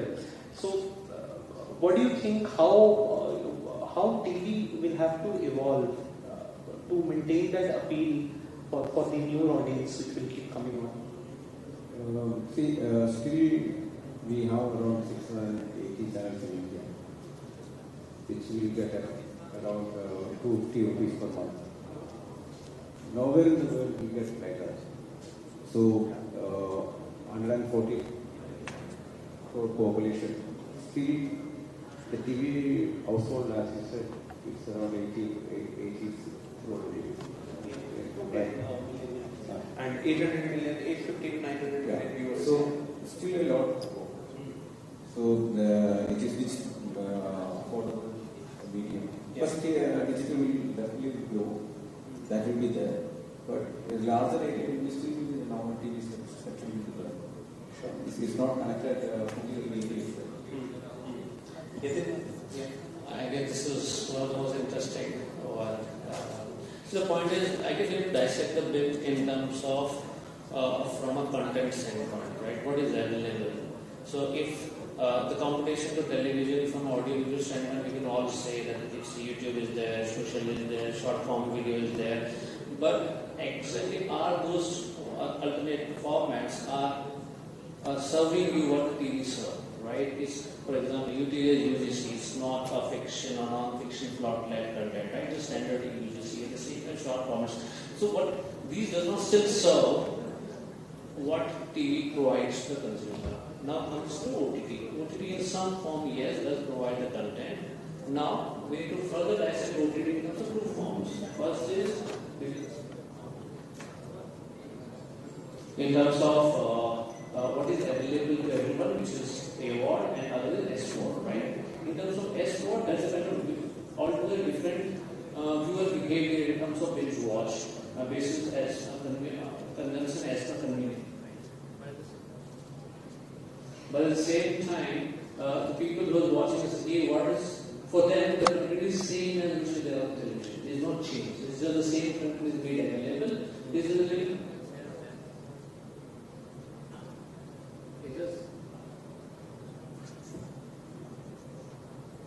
Because the convenience is just there as an, but anybody who is consuming content on a periodic or regular basis, they usually watch television. So in terms of evolution, okay, just to add, television in the sense is already evolved. In the sense why? Because they are already producing content which is there on their respective OTT platforms. So Mr. adding to Mr. Sinha's point earlier, which he mentioned, they know the content. They know the content what for audience. They're creating content which appeals to different audiences, Gen Z or the latest measures of the people. They're doing it. But it's just at this point of time, they kept it for OTT for subscription-led audiences. They're making available content which is there by default in terms of television. Sure. Also, do you think now that TV is sort of facing this omnipresent kind of threat, the strategy of large networks, say Z opening up Z5, Sony opening up Sony Live, Sun opening up Sun Next, a good direction to go in? Do you think that's the way TV as a medium, or networks, not TV networks, will evolve and stay relevant? As a media house, they should actually experiment on the verticals, which is coming up, like digital, they have to, OTT, they have to try out. Still, they cannot write off the current TV networks, the classic networks. They cannot write off. It's going to be there for quite some time, at least 10-15 years. Nothing going to be changed. But as I told you earlier, it's a combination of traditional media and digital everything. So in terms of brands also, they will take leverage of all the available possibilities. Now, if you have 100 rupees, how do you spend that 100 rupees? How much amount you spend on digital? How many customers you want? Do you want 100 customers or you are satisfied with 10 customers? If you can tap, if you are satisfied with 10 customers, that's enough for you, for your revenue, or you want to build your brand. So, as we talked earlier, it's based upon the need of the brand. So, it's easily reachable. Even all the people right now in the whole, Google is tracing everyone. They know we are sitting in this hotel right now. If you're moving out, they know where we moved out. I'll touch the privacy part in a short while. So, Deepak, this one is for you. We talk about digital as if it's one huge monolithic beast, which is eating up 54% of ad expenditure. But as a marketing person, when I'm sitting with my planning teams and my agency, I find the whole digital piece to be very, very complicated. On one hand, I have display, I have search, I have video, I have social media, then I have the whole content bit, be it influencer marketing, be it user-generated content. Then I also have to see how much of my brand building I have to do on e-commerce platforms. So, what is your opinion on digital? Isn't it far more complicated and complex, hence difficult to even measure vis-a-vis TV, which is fairly simple if you ask. There are only few parameters that you have to check on, and then you get the advantage of massive reach with that. Yes and no to your question. Digital is a bit complex because there are a lot of elements to a digital media plan. Somebody from Yatin's team or somebody from Vishal's team would kind of second that it's not fairly linear. But as long as the advertiser is stating the clear objective of what he or she wants to drive from the monies that's going to go to digital, I think there is a good mix of what we can or drive performance, as the case may be. And coming back to your question about being, how do we drive ROIs? The beauty of digital is that you can measure every outcome that you're set to measure, and there are ways and means of doing that, right? Whether it is view-through attribution or last-click attribution, whatever is it that you want to map can be done, provided that the goals have been set in advance and maybe your agency team knows what is it that you're looking for and hence structure a plan in a particular fashion. Having said that, again, it's difficult for even people like us who've been in the industry for long to keep up with everything that's happening in digital. Okay, thanks. So, Vanda, let me bring you in over here from a perspective of a client, not an agency. While Deepak gave his perspective, what is your thoughts on when you are evaluating for your brand campaign and you want to allocate advertising funds within digital? What is the complexity you face? What is it that is top of your mind to start making a media plan investment decision? So basically, it's basically divided into two, right? One is what kind of awareness are you trying to create an awareness about your brand? Do you want people to know about your brand, or do you want people to come and take part of your brand, be a part of your brand, right? So initially, the traditional medium, if you see, it was more aspirational. People looked at it as an aspiration. They aspired to be the person they saw on TV or on print. Now it has become conversation. Now it is about, I am like you. So the brands are now coming forth and they're talking to everyone. For example, you see McDonald's, you see a Domino's, you see large organizations actually conversing with people using a digital medium. So it actually depends on whether you want to make it aspirational, which means you're trying to create a brand awareness about it where you cannot expect an ROI. So you can't expect a return on ad spends. It's more of trying to create a brand identity for yourself. If that's the case, the budget will be different.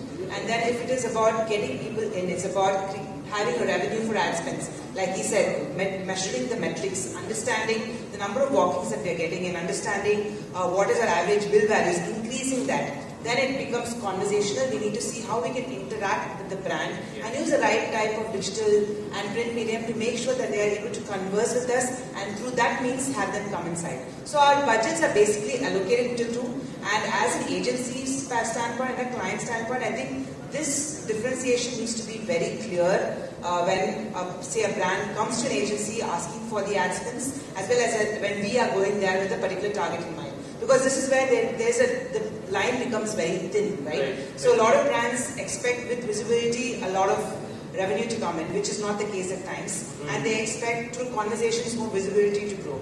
Again, that might be different. So as long as we are very clear on the strategy that we want to focus on, I think that is where our spends and our entire clear goals should be met with. So it's about being aspiring or it's about being conversing with them. Sure. So I think if I could paraphrase, basically it's about the engagement option that brands get when they are on digital vis-a-vis TV or traditional mediums, which might be offering more of a one-way communication but building a huge amount of reach. But Anil, we were speaking earlier with you, on this whole evolution of TV also. And you were also mentioning certain use cases, right? Certain examples where TV is stepping up. So could you share an example with us where, TV has been used as a medium which is also conversational or engagement driven, and probably a campaign which is not only put on TV and then plugged and adopted for digital also, like a seamless mixture of TV plus digital, utilizing the power of both the mediums. I can just put one of my brand in Kerala. It's called MyG. When they came to my network, the turnover was 620 CR, 28 months back. Right now, back after December 31st, their turnover was 1,350 in 28 months. And their ad spend also came down. Okay. All our communications we redrafted, redefined, and we were very focused. When we run ads on television, we used QR code, which the viewers were able to scan, and they were able to get their offers. So they will go to digital and they will get the vouchers and everything. So they were that brand was getting approximately 2,500 customers per day, which makes around 3.5 crores a day. That we transformed from 2,500 customers to around 3,000 to 4,000 customers, which transformed the turnover. And the brand also got the brand visibility as well as sales also. So it's a beautiful convergence of traditional TV as well as digital. So it's possible, right? Sure. So I think the keyword that I'm getting out of what you just said is on the whole convergence aspect. So as advertisers, we also at times need to see, if there is a story that we are telling, the power of each and every medium. We can't have a TV only campaign versus a print only campaign or versus a digital only, which digital by the way itself is huge and fragmented. So, okay, shifting gears, Yatin, this is for you. How do you think in the next 4 to 5 years the media landscape will change?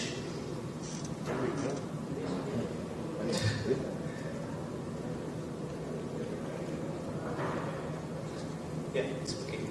I guess in the last 3-4 years we have seen how it can dramatically change. We want a gradual change. We don't want that kind of a change. But I guess the way I see it purely from a publisher and broadcaster standpoint, I think from a phase where attract consumer or audiences is about following the consumers or audiences, and thereby the creation of content will lead to create a content by default to reach the particular audiences rather than attract audience. Like earlier on that television program is there, you attract audience to get there. But now the content is being created to reach to audiences at different platforms altogether. So eventually, all publisher, broadcasters, thereby agencies will leverage those broadcasts. Like Anil rightly mentioned, how print is a very standard, traditional banner or display-led creative, how they're strategically using digital part of it, but they're from an advertising standpoint. However, even the digital print publishers are having their digital dissemination of content. So as the TV has already done that with OTTs in some form. So it's about following the consumer or audiences and thereby creating content. It will move platform agnostic, it will move or screen agnostic for that matter.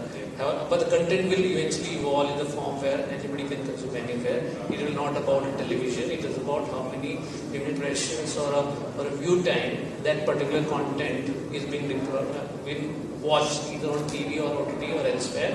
So applies it with print. Sure. Deepak, one of the big advantages that digital offers is this whole personalization at scale, right?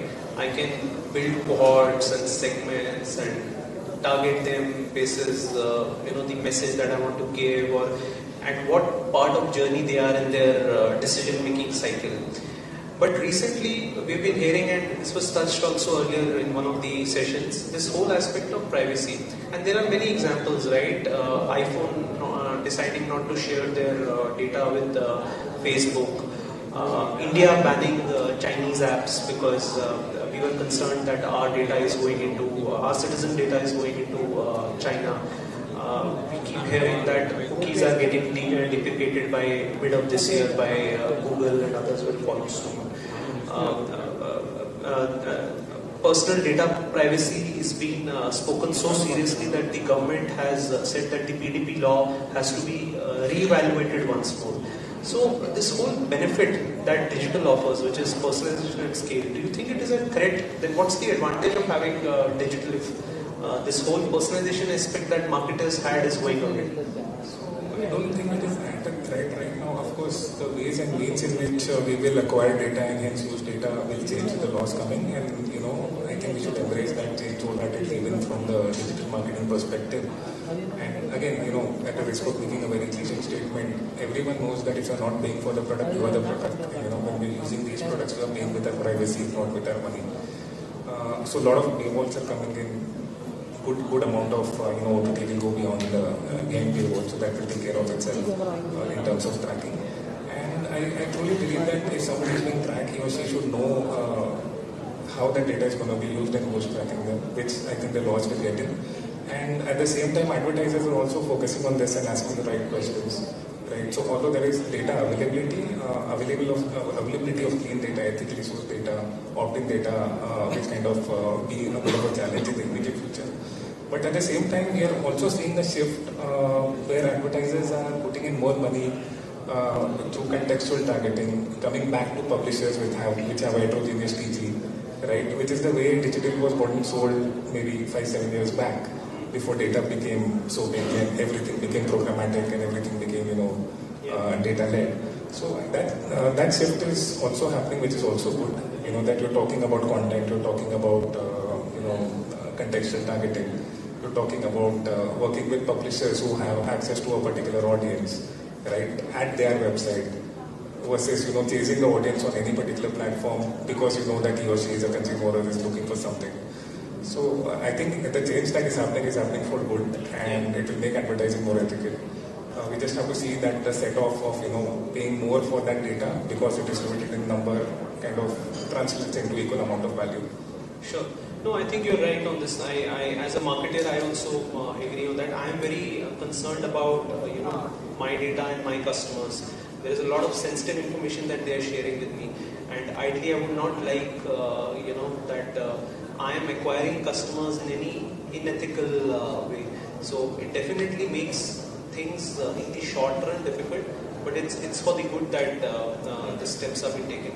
Vanna, probably the last question to you.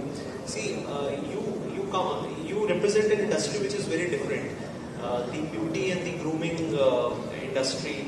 Your clients are predominantly, if I could say, the Gen Zs and the millennials who are sort of digital natives, right? But your services are extremely, to be delivered on premise, which has a complete physical aspect to it.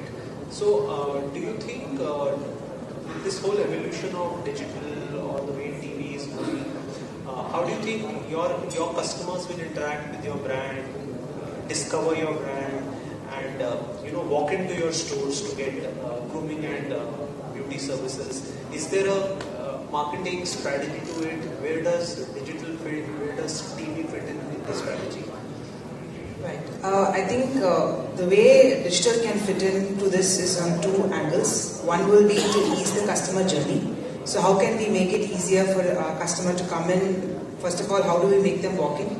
And then how do we make ease of interactions easier for them? And what do we do after the service is complete? What kind of retargeting that we can do to make them come back the next time? Make them a loyal customer, basically. And for that, a bit of automation would be required. That is the digital space that we are looking at. The second would be interaction. How do we interact with the consumer? And with the way we have metaverse, the way we have 3D that is coming up, VR and AR that we were discussing, is coming out. I think customer interactions can be even more digital, and it can be something that they can decide while they are on the way, which again focuses back on the customer journey. And I think that might be a very important input. The third one is how do we ensure that there's constant updates to our customer on what's happening at all the salons that are across India. And I think for that, TV would be a great medium to get into. And in that, connected TVs, even advertising that can go into connected TVs, even that is something that we're doing now, would work very well in establishing our brand, ensuring there's retargeting that is happening, and making sure that they are aware of what is happening, because we need to go through constant changes when it comes to our services, our offers, our brands, everything. And that way, they need to be constantly updated. So I think these three, when it comes to customer journey, interaction, and updations, are very important. And this is where I'm looking at digital TV and coming into place, apart from the hyper local marketing I was talking about. Sure, thanks. So I guess we are almost close to our time. We had an interesting conversation. I think we segued into multiple areas. So any final thoughts from all of you? Do we still consider this statement, is digital the new Goliath, to be true or false, or maybe Yatin, if you could start. Just 30 seconds per person. I want to say that I guess it's a conversation about digital versus TV is incorrect. With the elements, there are multiple elements going into digital as correspondence to various other medium. For example, audiovisual television to OTT versus YouTube audiovisual, print from a display standard to a display across television, and radio, you have radio music streaming apps, right? Thereby, it's not about digital versus one particular medium. It's just that digital has been able to offer differentiation in terms of what the advertiser are looking beyond the ATL, so to speak, ATL television or print, and thereby in the conglomeration of all services all put together from an addict standpoint, yes, it's considered as status, which is, that's why we are discussing here. But if you deep down segregate the nature of the function which digital is offering, then it's altogether different conversation. Sure, thanks. Deepak? So I feel that all the mediums, whether it is TV, whether it is print, whether it is digital, whether it is out of home, are getting digital in some way. Although pace of change is slow, we have connected TV, we have digital out of home. I recently saw an ad in Times of India which had a QR code for Maruti Jimny, and the brand wanted to communicate stories about their users from around the world. So you have to scan the QR code and read the stories on your phone. So that shift is definitely happening. To conclude, I would just say that any medium which is kind of innovating, backed by sound business strategy, will continue to grow. If you innovate without a sound business strategy, like a lot of terms that we see in our industry, in digital or in certain other industries also, these are just, it's just going to be hype for some time. At the same time, if you're not innovating at all as well, it's going to be a challenge. So to conclude, I think any medium which is investing in innovation is kind of staying ahead of the game and has a good business strategy will continue to thrive. So for me, I think the current system is going to be stayed there for quite some time.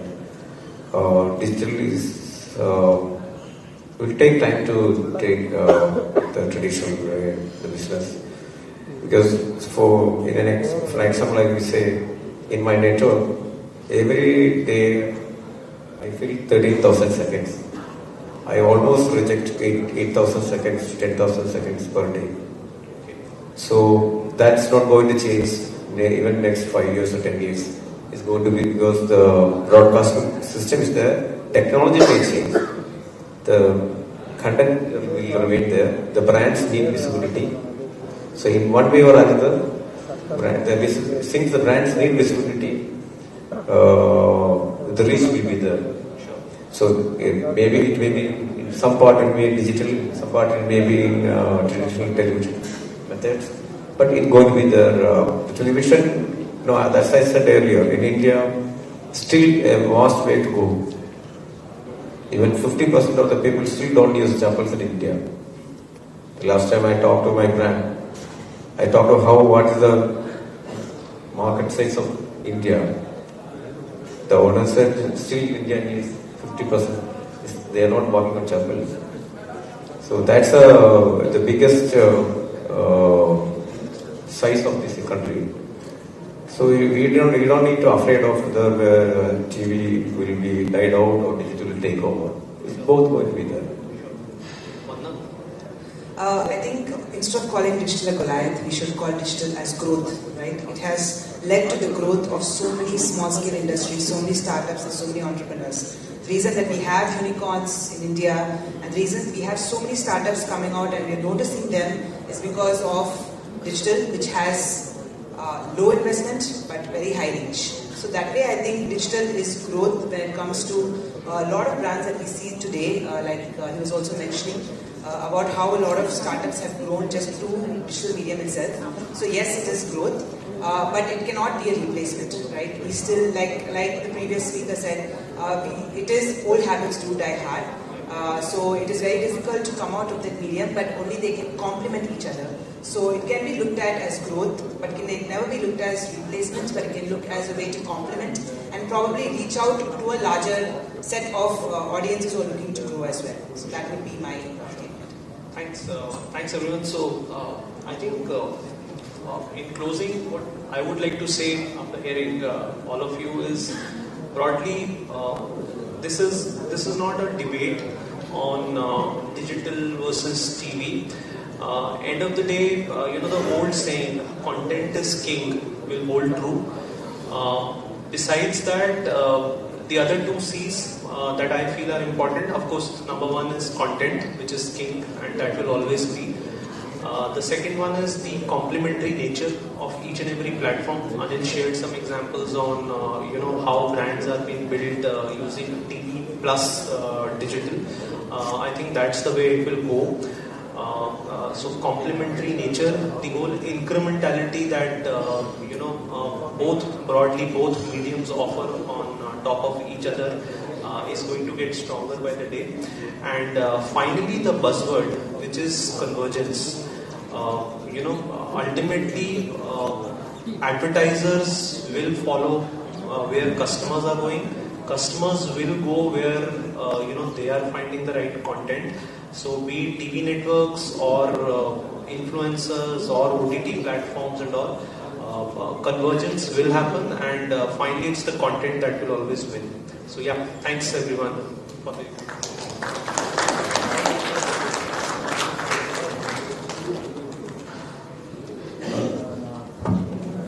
Thank you. May we please invite Mr. Rajamani, CEO Puthiyathalaimurai, to join us on stage. Along with him, may we please invite Mr. Diwakar, Business Head, News First, and Ms. Sandhya Ramachandran, Senior Vice President, Talent Management, Exceed Entertainment, to join us and felicitate the dignitaries on the dais.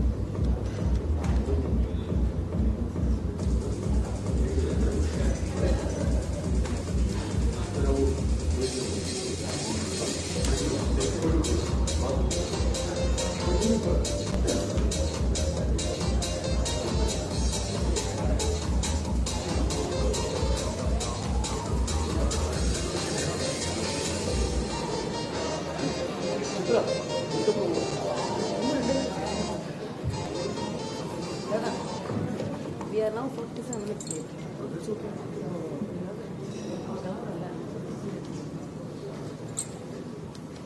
Thank you for the wonderful session, ladies and gentlemen. Now, moving ahead to the next panel discussion on the topic, Challenges in Creativity for Television and OTT. To moderate this session, may we please invite Mr. P. Madhavan, Executive Vice President, Sales and Marketing, TVS Eurogroup, to join us on stage. Thank you so much. Now it's time for us to invite the panelists, the speakers. Mr. Rajneesh Chaturvedi, co-founder and CEO, Local Vocal, McKinsey. Welcome, sir. May we please invite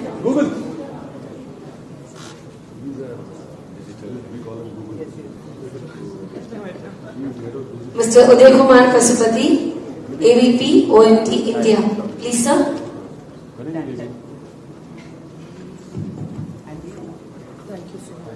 Ms. Aparna Joshi, co-founder and chief editor, One Native Studio. Official carrier. And Mr. Ellen J, COO, Flap Healthcare. Ladies and gentlemen, a big round of applause to all the panelists and looking forward for a very great discussion on the topic, Challenges in Creativity for Television and OTT.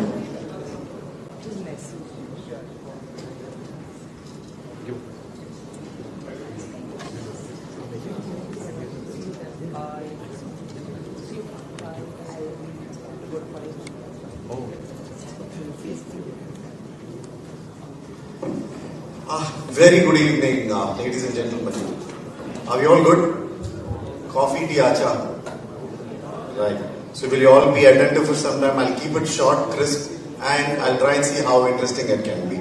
I'll also request the fellow panelists, eminent panelists, to keep their answers interesting and crisp. Right. The perils of coming in last or penultimate panel is that most of the points that you want to make or thinking of making have already been made. Now, I thought I will set the context by reeling off some statistics.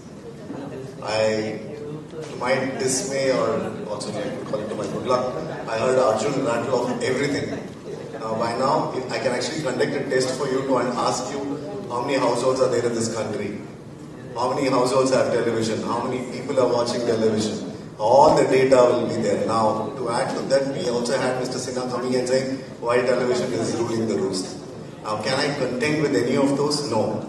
Truth is, there are 30 crore households, 21 crore have television, 90 crore people are watching television. But what does that mean? Only about 2/3 of the country is watching television, but 1/3 is still not watching anything. They're not consuming any media. As the economic indicators move forward, you're going to have more people coming in, probably first to television media, and then move into the other forms of digital media. Now, these are truths that are going to be there. Industry spends, again, Arjun rattled off 26 billion being spent in this country, going to go up to 50 billion US dollars. Arjun, right? Right? At least a little later. All of us went through the same BCG report, looks like. Right. The other way to look at it is how about 0.5% of our GDP, or hardly 0.5% of our GDP is being spent as ADEX in this country, which means that it's going to grow at least 2 or 3 times. A country like UK, which is smaller in economy, is spending 3 times the GDP there. Or rather 3 times what we spend. 1.5% of the GDP is being spent. So money that is going to be spent on television is going to be huge. There's a big market. Also established that TV is still about 30-40% preferred medium, and then comes the print, social media, OTT, and so on and so forth. Looks like it's going to remain like that from whatever we heard in the next 3-4 years, at least for the next 3 to 4 years. There's no point talking beyond 3 to 4 years. What does this mean?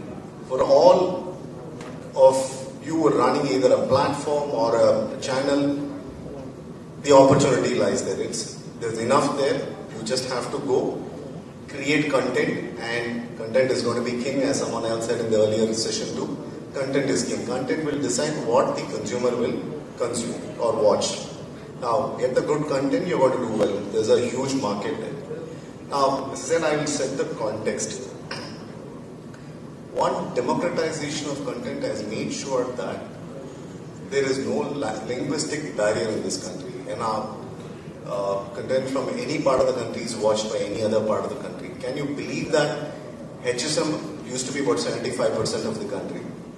Today, 35 to 40% of the content that India watches is regional content. And a lot of it is from this part of the country. These are good developments that have happened over the last few years. What then is the possible problem that this industry can face? Now, I am an advertiser. There are people from agency and there are people who advertise. As in, I'm a brand that advertises, uses television as a platform, print as a medium, and so on and so forth. I have a certain set of expectation, and also on the other side, consumer has a certain set of expectation. Consumer is very clear.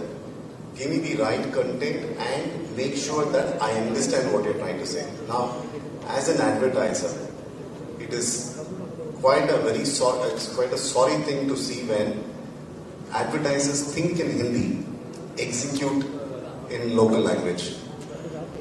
What's happening? You're sitting in Bombay, you're thinking of HSM largely, quite controversial to say this, but that's the truth. You're thinking, keeping HSM in mind, and you're executing, and you find a local Tam or a Telugu or a Kannadiga localite who does the translation, dubbing, and everything is done there.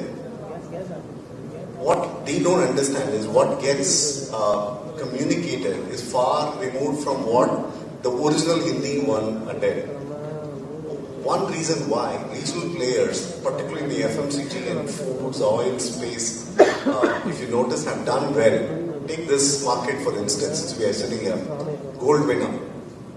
They've done a terrific job, thousands of crores of turnover, huge business they do. They appeal to the local creative sensibilities. Of course, the products appeal to the local palates very well. That is the content side. The sensibilities is the way they communicate. Terrific job. I don't know how many of you coming from outside the city have seen the new Saravana stores here. Now, these guys do a fabulous job in terms of business. That's because they think local, they communicate what they bring to the local people in a manner that they understand. Now, this is one problem as an advertiser that I have.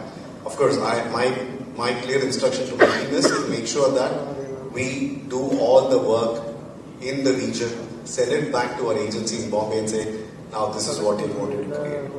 That clarity is there in our head. So that's a problem today that as an advertiser I have. On the other side, what are the challenges the television, the medium or OTT as a platform face? I'm not going to get into that. What I'm going to do is I'm going to let the panelists here, eminent panelists who come in with a lot of experience to speak about it. My job is going to be simple. I'm going to ask questions that's about it and they will answer for me. Before that, what I'm going to do is I'm going to quickly introduce the team here, and I'll start with myself. My name is Madhavan. The lady was kind enough to introduce me. Just to quickly recap, I work with the TVS group in the tires business. Son of the soil, so to speak, from Madurai. That is, the organization is from Madurai. I take care of the global sales and marketing effort. We have, let me start with the lady, we have Aparna Joshi, who has been a print and digital journalist and has covered television and OTT initiatives for 2 decades. She's also the co-founder of One Native Studio, an boutique agency that's part of digital advertising company One Native Advertising. They create multimedia content for brands customized for different platforms. Welcome, Aparna. We also have Uday with us. Uday, thank you for joining us here. He leads the operations for OMD based out of Chennai. He's traveled for this event. OMD is the largest media agency in the world and the part of the Omnicom group. He has 14 years of experience largely in strategy planning, buying and media consultancy. That's a lot there. He's a millennial like the internet. That's how he wishes to call himself, and that's because they grew up together. A lot of you at the back rows will understand what I'm saying there. He believes he's the voice of consumer and is in the realm of work that he does for the brands. We also have Rajneesh Chaturvedi, 20 years of experience across FMCG and e-commerce categories. Currently co-founder and CEO of Local Vocal. I'm very keen to hear about it from him. India's first live hyperlocal OTT platform. His assignments include being advisor for McKinsey and other top brands there. You also have Adil. Adil's been a professional who served with Meenakshi Mission and is now a proud startup entrepreneur. We will again it's one of its kind. I want him to talk about it briefly before we get on with it. What I'm going to do is, I'm not going to start with a question. What I'm going to let you do is just introduce yourself, keep it brief. It should be interesting for them as well as for us to engage. Introduce yourself better than what I did, and I will come around to ask the questions. Is that good? If you say yes, I know you're with me, otherwise you're on the mobile phone doing something else, which is what we did a little while ago. Rajesh, can I start with you? Okay. Thank you so much for the invitation and the kind words. Well, I've been in the consumer and marketing industry for about close to 2 decades.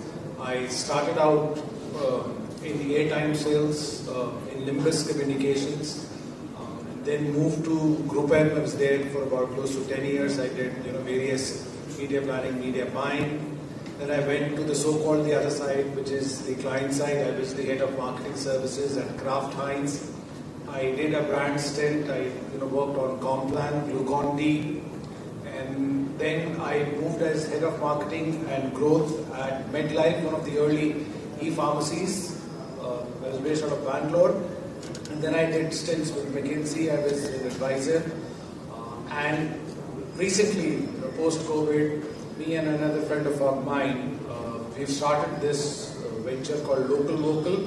We are actually one of the first ones OTT live, hyperlocal OTT live applications in the country. So that's the long and the short of it.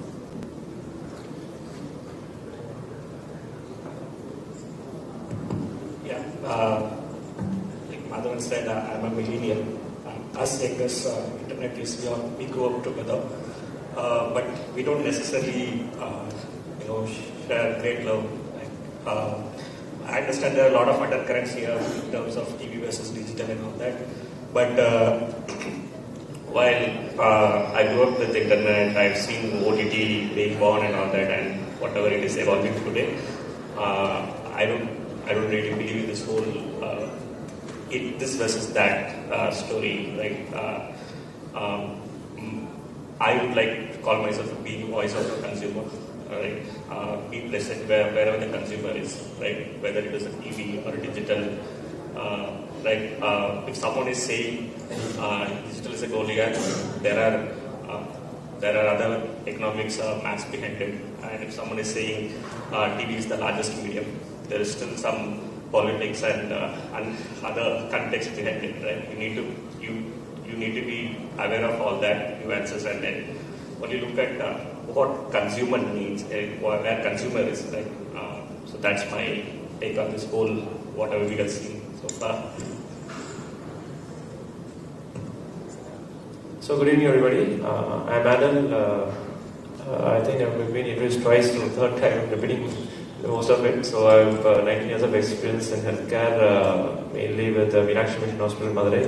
I'm two from Madurai, and a small, short stint at Apollo Hospitals as well. And after doing a long service, so I moved on to become an entrepreneur. So I co-founded a company called Flab Healthcare with some of my friends who are doctors, and we consult for hospitals, primarily small hospitals. But we do have larger hospitals as a clients, including Christian Medical College, CMC Vellore, and Sudha Hospital, Z Road. So that's it about us. We do everything from operational consulting to projects and marketing as well. Yeah.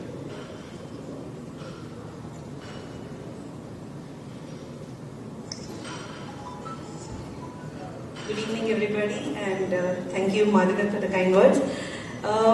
Like he said, I've been in the media, I've been a journalist for more than 20 years and kind of tracked and chronicled the industry, the television industry, right from the time of the satellite television boom. So, been there since then, observed right from the growth of Star Plus, Z, all those channels, seen the regional channels boom, and now seeing the OTT channels come up and kind of dominate the landscape. So yeah, I'm here on this panel more as an observer and chronicler of the times that have been. That's me. Thanks, Aparna. We'll start with you. While there's been a bit of support for television right through the afternoon, that being the primary medium that people used to watch, we can keep discussing. So, but let me ask, quality of content that can always be clearly stated as this to be better than the other. OTT clearly has managed more engaging content than television, and how traditional broadcasters are trying to catch up. What's your take on this? Is that happening? Are they trying to catch up? Is that possible? What's your take? OTT has been kind of successful in experimenting with a lot of formats that traditional broadcasters have not been able to. In a sense, they are not restrained by, like Mr. Sinha had pointed out, the ratings have not dominated what appeals to the lowest common denominator. So they have tried all kinds of formats and kind of surged ahead in that sense. So yes, that's where the engaging content comes in, and they also seem to be having a finger on the pulse of the viewer, not just in India but in Bharat also, that not one show fits all. So they have been able to do all kinds of niche content, appeals to everybody, and since everybody has a screen in their hand, they know there's a market for every kind of content. Whereas broadcasters, traditional broadcasters have been trying to appeal to a larger, wider base, using what will appeal to a larger kind of an audience. Sure, but I'm going to push this a step further. How do you think brands are realizing the power of digital media? Very clearly, we have examples like Coke Studio Bharat, which is bypassing MTV and has opted for a YouTube channel of the last season. These are clear portents of things to come. Yes, so that's a shining example. I mean, the Coke Studio, which had been partnering MTV for so long, this time has gone solo, is on YouTube. Smart marketing coupled with recommendation algorithms, everything combined.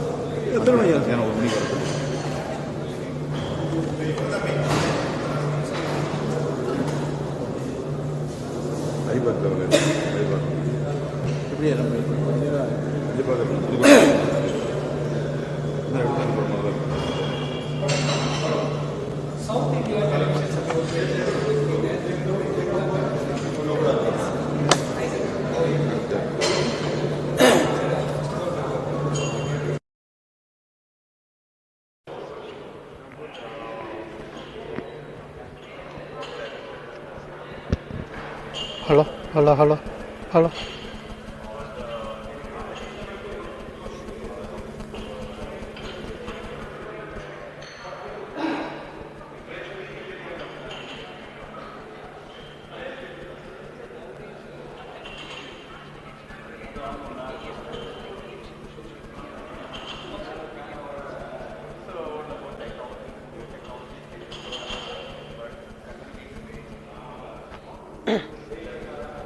Hey.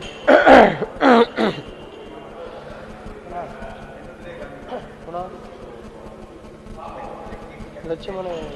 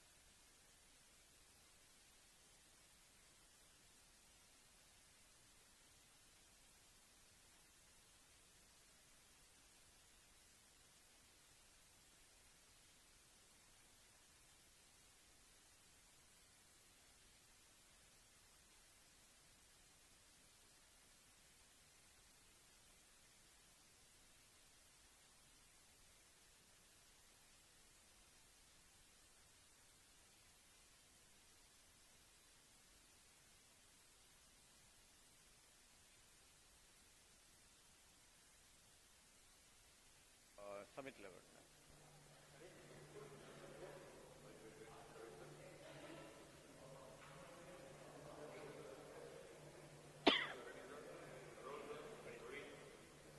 South Indian Television Summit organized by Fourth Media. I see it as a good success because of the participants came here with a high variety of experience and expertise. So they shared their ideas, which was very useful for me also. I learned, I took a lot of inputs from them, and it's a good platform. I always keep coming here because all the heads of all the domains, they came here and interact here. So that exchange of ideas and information and experience is most matters. So I do see this platform as one area of an industry where I get a lot of information and knowledge. Anil, I'm the president of Reporter TV. Thank you. Thank you.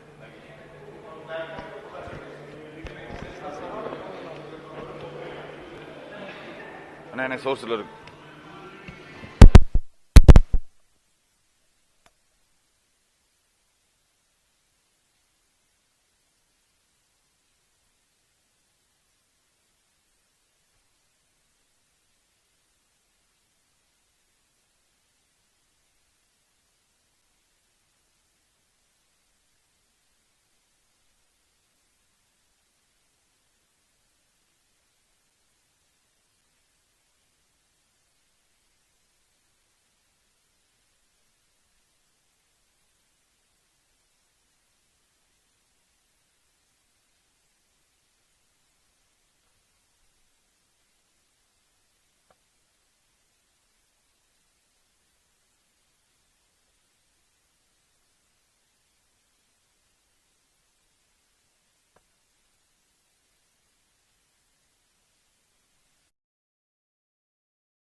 That you get the choice, you get the convenience, and you can watch the same thing over and over again. I think Hotstar, tried something with criminal justice. So they used to release only one episode per week. I don't know whether that really worked for them or didn't work for them, but that's not the case subsequently. So to sum it up, I think both the mediums will coexist. And there is a separate set of audiences for each of them. What we started and OTT in India, it was the same content was put on OTT platform, just to see or just to get the traction. But then over a period of time, there has been a differentiated content. So I have a different view. Thanks, Rajneesh. Now this is problem that I battle with on regular basis as an advertiser. I don't know how to measure the efficiency on OTT.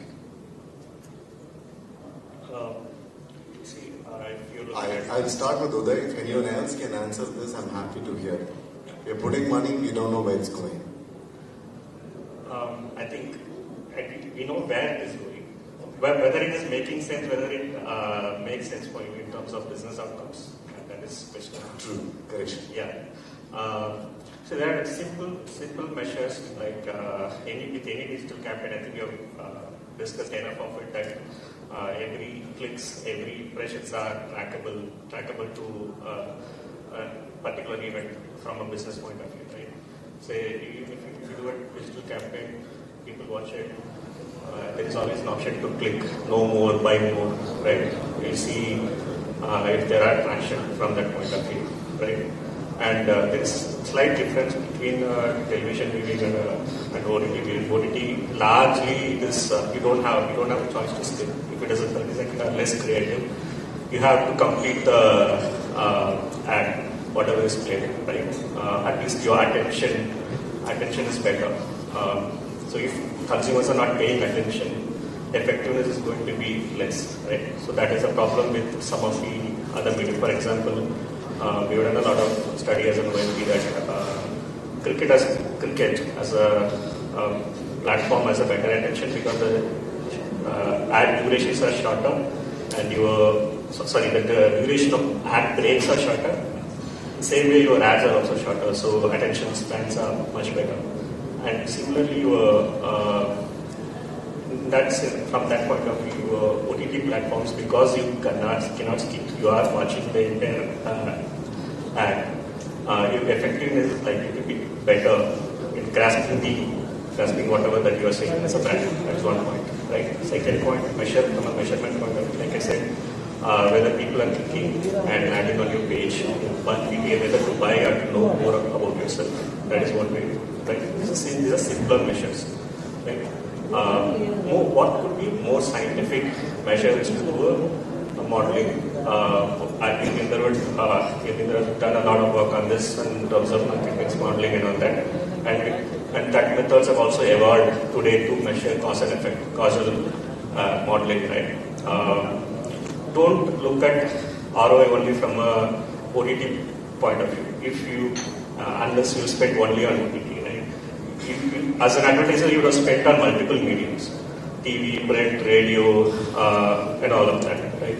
I think you should be looking at, they are interconnected. The largely ignore the interconnectedness of this medium, right? I don't go and buy as soon as I saw an ad on TV.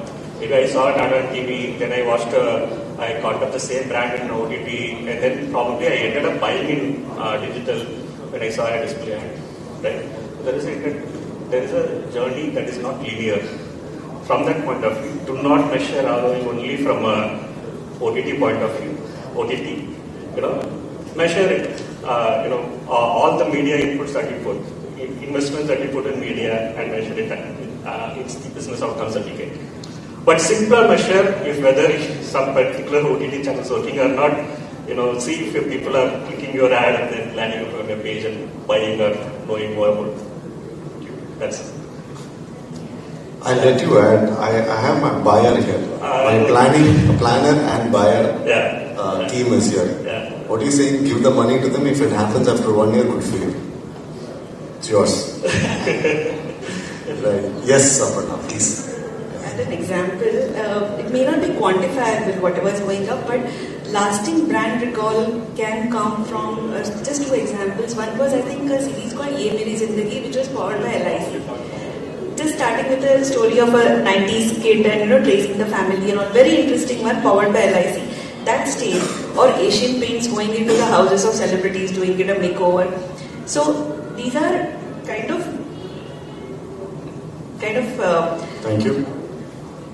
This is kind of powered by the brands, a series which takes you inside the homes of celebrities, tells you about them. So you're not directly bombarding them with the brand product per se. Excellent case of branded content, native content per se. So, not quantifiable in terms of instant ROI. I'm just making light of things, but I also know that it is not absolutely measurable. But people who give me the money to spend, millions of dollars I put behind my brand, so they will want to know how it is measured. So that's where it is. Let me make your life a little bit more complicated. Okay. So on digital, on one hand, we are saying that it is, you can track it, to the T. It's performance marketing, and that's the future. You spend $1, and against that dollar, these are the deliverables that you get. Either it could be top end of the funnel, or it could be bottom end on the funnel. Television, on the other hand, relies more on the traditional part. Okay, you look at the Tom scores, you look at the awareness levels, okay, and then you try and via various modeling exercises, you try and attribute that this much contribution of sales is on account of media and this much is on account of media. OTT is neither television nor it is 100% performance marketing. It's somewhere in between. Okay, and then as the category is moving, and please understand that OTT was supposed to be ad-free, it was a subscription model. And then globally, I think Netflix has also realized that subscription will not work. It has to be supported by advertising. So as I think, if we have this discussion 1 year down the line at the same time, maybe you'll get some slightly better answers. Sincerely hoping I hold my job till then. Right. I'm going to, since you have the mic, I'm going to ask you the question related to what you do. Just explain very briefly what is hyperlocal content on OTT. Okay, so that's an interesting one. Hyperlocal content. So the way I define hyperlocal content is that content that is created, which is relevant. Relevance is the word. Relevant to a particular geographical area. It could be 3 or 5 kilometers. It could be 10, or it could be a 20-mile radius. Now, increasingly, and especially if I look at the previous hats that I had, the previous life, when we were running the brands, it was very difficult for us to, facilitate or felicitate our dealers, okay, and the retailers. At the end of the day, they are the ones, who used to bail us out. In all fairness, when the month end comes, you need to do that. And as a brand, you are strong in some markets and you are weak in some markets. And within market also, you are strong in, say, northern part of the town, but you're not in the southern part of the town. And especially if I look at healthcare, when there are so many diagnostics, so many retailers, they require a very precision kind of targeting advertising, and that's where I believe that's what we are trying to achieve. Also, is that we're trying to create content which is relevant, okay, at a very targeted area, not the ones. Super, thank you. My last question, but I'll make two people answer that. Adil and Aparna, whichever order you want to go. Can you throw some light on creativity and content on regional OTTs? What is your expectation? What do you expect from regional? Yeah, as I said, from the healthcare perspective, hospitals and doctors have always been the soft target. So you'll find a lot of movies and content which is always targeting hospitals. Even Ramana movies still sticks to your mind. That anything bad goes in hospital, it's always referred by the news channels. They compare it with the Ramana movie. So that's what. All the games are ready. Yeah. So we should be creating content which also portrays the other side of hospitals. I don't agree. Every industry has the positives and negatives. So what I'm saying is that it should not be one-sided. So content has to be created that can revolve around the healthcare industry or the hospital for that matter, and that will help more in help hospitals become advertisers, whether it is digital or OTT or whatever, because otherwise it doesn't make sense. You will not find even the bigger brands advertising on for any of your normal regular movies, because it doesn't feel relevant. So I think relevance again is the key here. You create relevant content. And healthcare industry would become, they have the potential, and there's a lot of capacity as well. Hospitals could add value to the pie as well.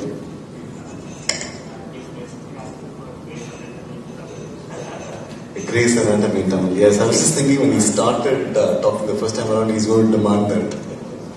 That would be amazing, actually. There was a serial called Lifeline back in Doordarshan days, which have been amazing fit for healthcare, actually. Yeah. So regional OTTs, I think, in the last few years have also blossomed really, and I know that in Karnataka there are some OTTs which is going to come up in the Konkani, Tulu languages also, which is amazing. They're catering to such niche audiences. So that's great. Then there's Kude in Malayalam, if I'm getting it right, which is also trying to find out untold stories from the hinterland, which television traditionally has not tried. But these are another hyper-local one from, it's called Stage, which got some funding in the latest yes. And they are going into the interiors of Haryana, Rajasthan, getting folk music, folklore, folk stories, and really reaching that target audience which needed this kind of content. So regional OTT, yes, experimenting and getting away with it. Excellent. Thank you so much. I guess that's what we have time for. While we heard that television is here to stay, they have the challenges in terms of how they're going to up the ante on the quality of content. At the end of it, chin down economy, attention of jellyfish's span of attention is about 6 to 8 seconds. I think we are going to beat jellyfish although as we go up. So how are we going to, in such a market, how are you going to keep the attention of the consumer? That's going to be the challenge. We'll wait and watch how we come up with it. Thank you so much to all the panelists who've taken time out, come in and share their views. Thanks a lot. And thank you so much again for calling me. Thank you.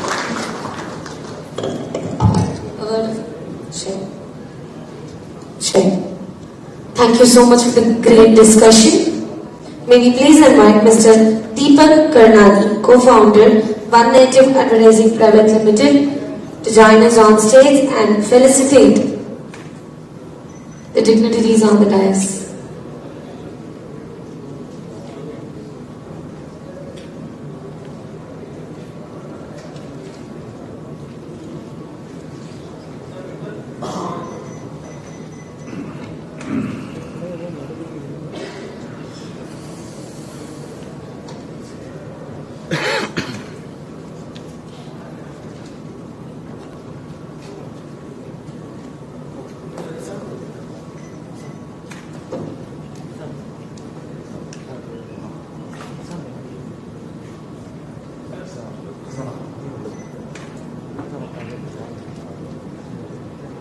We request everybody to please join us for a group picture.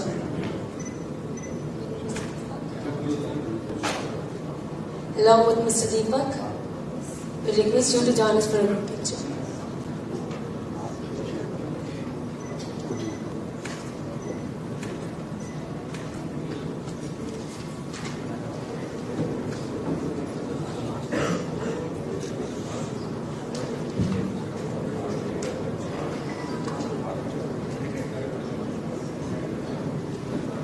Thanks a lot. Thank you so much for the wonderful session on the topic Challenges in Creativity, Television and OTT.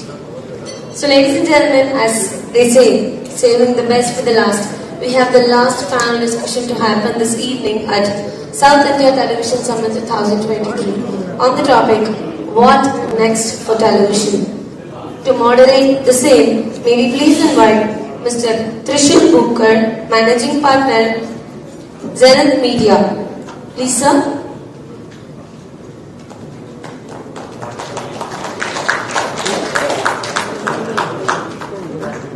And let me introduce the panelists for this session. Mr. Diwakar, Business Head, News First. Mr. Pankaj Krishna, Founder, Qyou DM.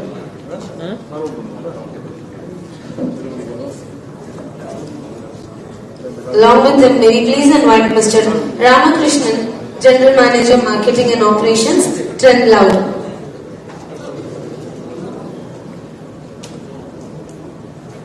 So yes, looking forward for a very great session in South India Television Summit 2023 on the topic, What Next for Television? Over to you, sir.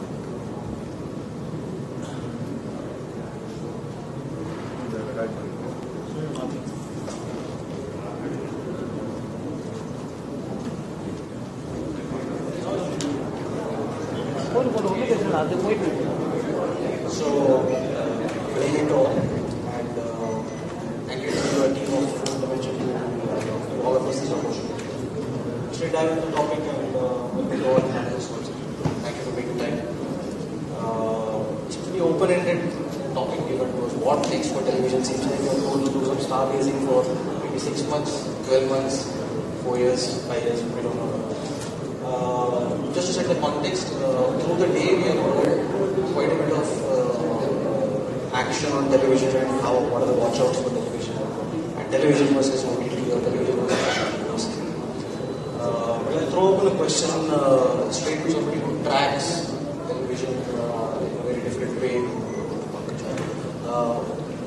given the current level of data that we have, whether viewership or the ones that we track, which is beyond viewership also, do you think the television ecosystem stands robust enough to continue to have consumers' attention, both from an availability and a content generation point of view? Okay, hi. Qyou, thank you for a very interesting question. I think the term television is being wrongly used. What do you mean by television? You mean linear content or you mean the broadcast? Okay, so one rider, all conversation that we have right now is television accessed through a set-top box. So cable and satellite, you're talking about broadcast? Yes. So the top 5% is converted, we let them off. Okay, so television as in broadcast through cable and satellite. Yes. You see the marginal drop from about 200 million to 161 million homes at this point in time. So is there a decline? Definitely. And the decline will continue because we are competing with digital, which has no middlemen, no geographical boundaries, direct access. So digital is bound to take over. But television, as television continues, what we had chatted earlier, so it's all content of linear, instead of being consumed on CNS, we consume it through a digital medium in the linear format as well. So I don't think it's changing. But again, leaving the stats and the numbers aside, it's a habit. My mother, for example, she's got a Tata Sky connection at home, and she's had it forever. Then we got her upgraded TV, which is a big screen, but somehow she got a Fire Stick installed when the OTT bit came. Now she's got a new TV, which is a smart TV, which does not need a Fire Stick. But she won't let go of the Fire Stick because of the habit of that remote control, right? So I think that habit plays a huge role. So habitually people will continue to consume TVs, people will continue to stick to CNS. In my estimate, cable and satellite, the conventional form is there at least for another half a decade. You will see declines happening. Televisions will continue, digital will take over in terms of mode of transmission. The opportunity and the challenge both lie with content. Because in digital, as a big platform, you're not only competing with some other publisher, you're actually competing with every single viewer, every single user. So content challenges are becoming huge. So my time on TV or digital is split across what I see on a great show on an OTT platform or a great linear content on digital and my own content as a consumer. So that's what. So what's your sense on the adoption of content consumed through digital? The pacing up, because we have seen a rapid pace up happen. Do you think that the same pace will continue given the demography status that we have as a country? Yeah, so I think 4 hours being spent for 5 hours on a mobile phone, 4 hours on a TV. In my, there is no rocket science to say which direction we'll go. I think we've reached a decent peak. And after a point you hit a saturation where people understand their damage, they put their necks in their eyes. So I think we've had the obsession to the point that we need to, and it's a very healthy number, 4 or 5 hours. Television used to be about 2.5 hours till about a decade ago, which is now at 4 hours. Mobile used to be 0 because there are no mobiles, which is again at almost 5 hours, which is a decent peak at this point in time. It shouldn't grow further, but it should sustain for a long time. So, given if what Pankaj is saying, that trend continues and TV content is being consumed and in two separate and mutually exclusive platforms where the user by the device remains the same. How does one gear up for ensuring it doesn't cannibalize into your biggest revenue stream, which is ad sales? Any thoughts on that? You think that it's a lost battle and let it be that it becomes a digital budget and not a television budget, and I stay. I'm sorry?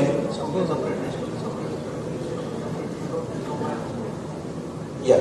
So what I'm hearing from you is that this change which might just ramp up, okay, actually the digital part of television consumption which is happening will actually eat into the digital pie of the budgets and not so much on the television budgets that are there available in the market. Is that the assumption that you know? I didn't get what the work is. Separate budget. What he says is they're selling it separately in any case. So So revenues are separate. Budget means revenues. So it's television, digital, and you don't have. But how do you sell digital? Because there are numbers for digital, right? Except for YouTube. Comms for YouTube. Sorry.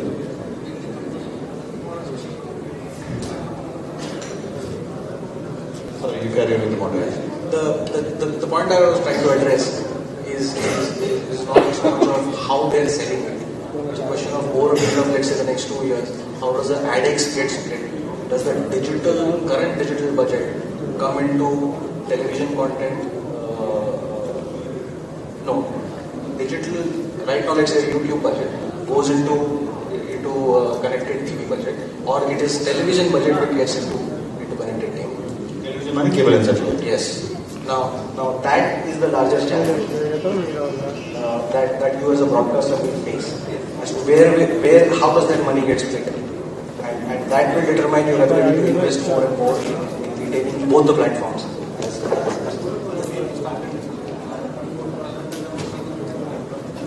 Okay.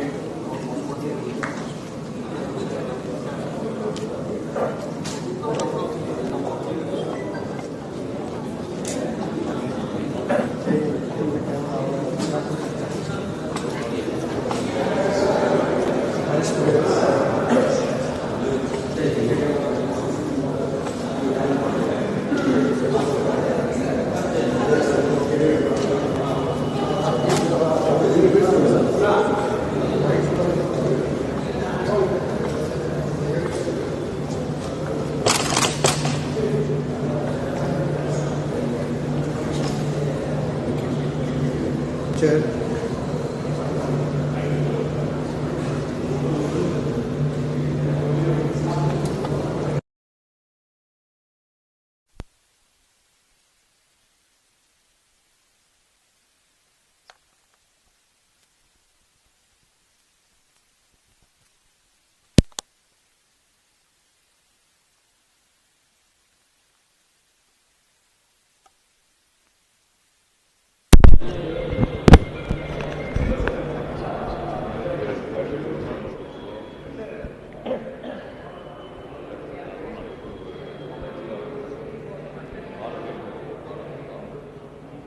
Car மட்டும் அடிச்சுக்கோ. ஏன் வேறு card இல்லையா? உங்கள் கார்டை கொடுங்கயா. அப்போ தான் எடுத்து கொடுத்துட்டு போக முடியாது.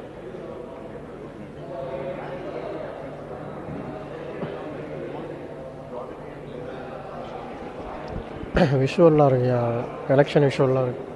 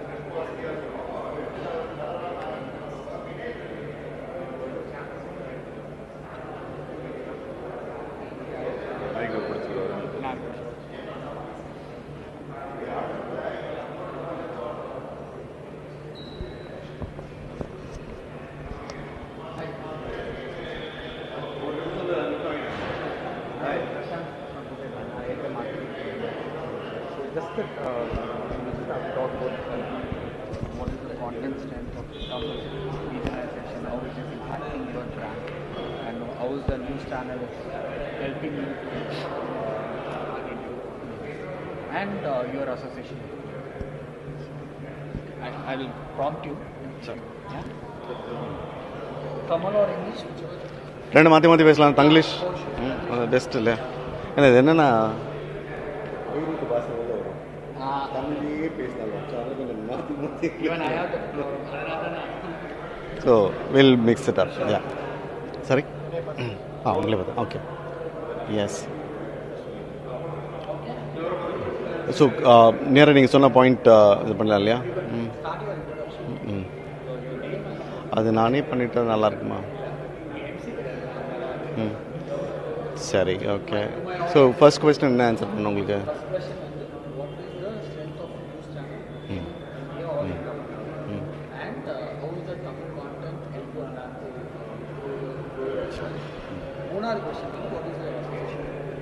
சரி, ஓகே ஸ்டார்ட். வணக்கம், என் பேர் மாதவன். நான் டிவிஎஸ் யூரோ குரூப்பில் எக்ஸிக்யூட்டிவ் வைஸ் பிரசிடெண்ட்டாக இருக்கேன். நியூஸ் சேனல்னு பார்த்தீங்கன்னா ரொம்ப important part of our advertising medium. ஒன்று எங்கள் கன்சியூமர் லார்ஜ்லி எங்களுக்கு 2 வீலர் டயர்ஸ் 3 வீலர் டயர்ஸ் நாங்கள் விற்கிறது. அது யார் பார்க்குறாங்க, எந்த ஏஜ் குரூப் பார்க்குறாங்கன்னு பார்த்தீங்கன்னாக்க ஏஜ் குரூப் என்னென்னா 25 to 45, அபவுட் ரஃப்லி about 60 to 70% of the users அங்கே இருப்பாங்க. நியூஸ் கன்சியூம் பண்ணுறது யார்? அந்த ஏஜ் குரூப்பில் தான் ஜாஸ்தி. 28 to 44, 45 அதுக்கும் மேலேயும் இருக்காங்க. But this age group also consumes news on television lot more. So அதனால் எங்களுக்கு வந்து நியூஸ் சேனல் மூலமாக அட்வர்டைஸ் பண்ணுறது ரொம்ப இம்பார்ட்டண்ட் அது. And we have been doing that. Particularly in association with Puthiyathalaimurai in the last few years has been very good, and we are happy with the association. அதனால அதுலேருந்து வந்த business has been good. Thank you. கண்டென்ட்னு பார்த்தீங்கன்னாக்க இப்போ வந்து ஒரு காலத்தில் வந்து கொஞ்ச நேரம் முன்னாடி எங்கள் உள்ள சொன்ன மாதிரி தான் பாம்பேயில் ஏஜென்சி இருப்பாங்க. அவங்க ஹிந்தியில் திங்க் பண்ணி ஹிந்தி ரீஜனை திங்க் பண்ணி மற்ற எல்லா இடத்துலையும் அதே ஸ்ப்ரெட் பண்ண ட்ரை பண்ணாங்க. அந்த காலம் போயிடுச்சு. இப்போது regional content is very important. Regional கஸ்டமரோட க்ரியேட்டிவ் சென்சிபிலிட்டிஸ்க்கு நம்ம அப்பீல் பண்ணணும். அதாவது அவங்களுக்கு புரிகிற மாதிரி சொல்லணும். அவங்க ஹிந்தியில் திங்க் பண்ணிவிட்டு அங்கே லோக்கலில் ஒரு ஆளை வச்சு டப் பண்ணி ஒரு அட்வர்டைஸ்மெண்ட் கொடுத்தா வேலைக்காகல, இனிமேல் வேலைக்காகாதது. இங்கே இருக்க கன்சியூமர், இப்போ நீங்கள் எஃப்எம்சிஜி ப்ராடக்ட்ஸ் எடுத்து பாருங்கள், ஆயில் கம்பெனிஸ் எடுத்துக்கோங்க, most of the market leaders are regional players. அதே மாதிரி we have to succeed, we have to create local content, and that is what we are doing. இப்போ நாங்கள் ஒரு அட்வர்டைஸ்மெண்ட் இப்போ தமிழ்நாடுல ரிலீஸ் பண்ணுறோம்னா, தமிழ்நாட்டில் ரிலீஸ் பண்ணுறோம்னா அது வந்து கண்டிப்பாக தமிழ் ஆர்டிஸ்ட்டை வச்சு டப் பண்ணி தமிழ் ஆர்டிஸ்ட்டை வச்சு எழுதி அப்படி பண்ணால் தான் வேலைக்காகும். அதை தான் நாங்களும் பண்ணுறோம். Thank you so much. Works yeah okay. நீங்கள் கவனிக்கல.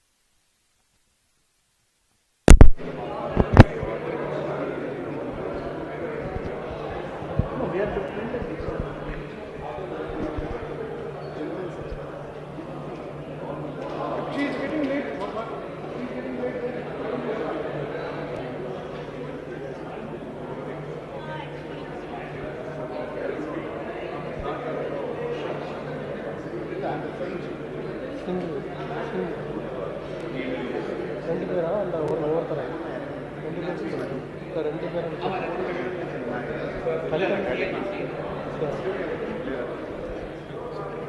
basically you can start your introduction, you can talk about your company, you can talk about your association with the TV, mainly on the news side, and also you can talk about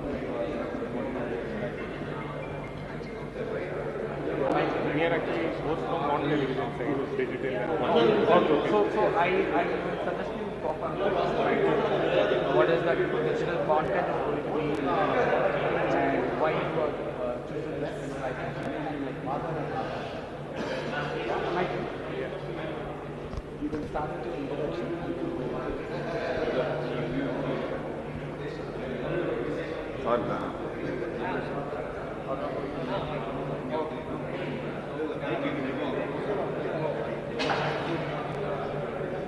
You need to see me so that the camera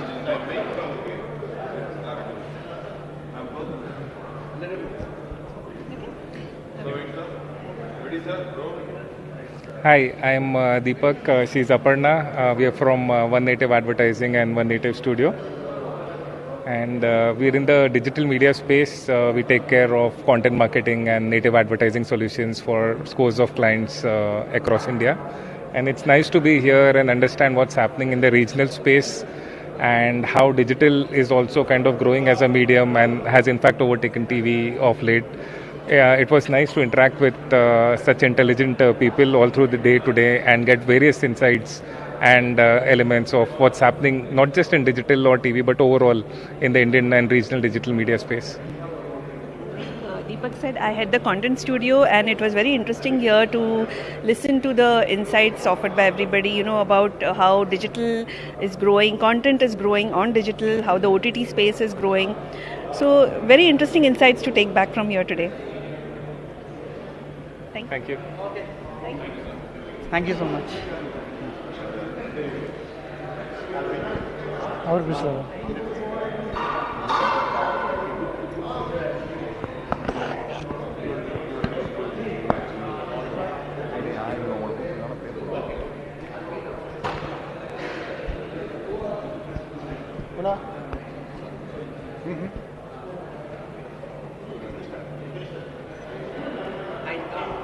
So basically, you can introduce yourself and you can talk about the content.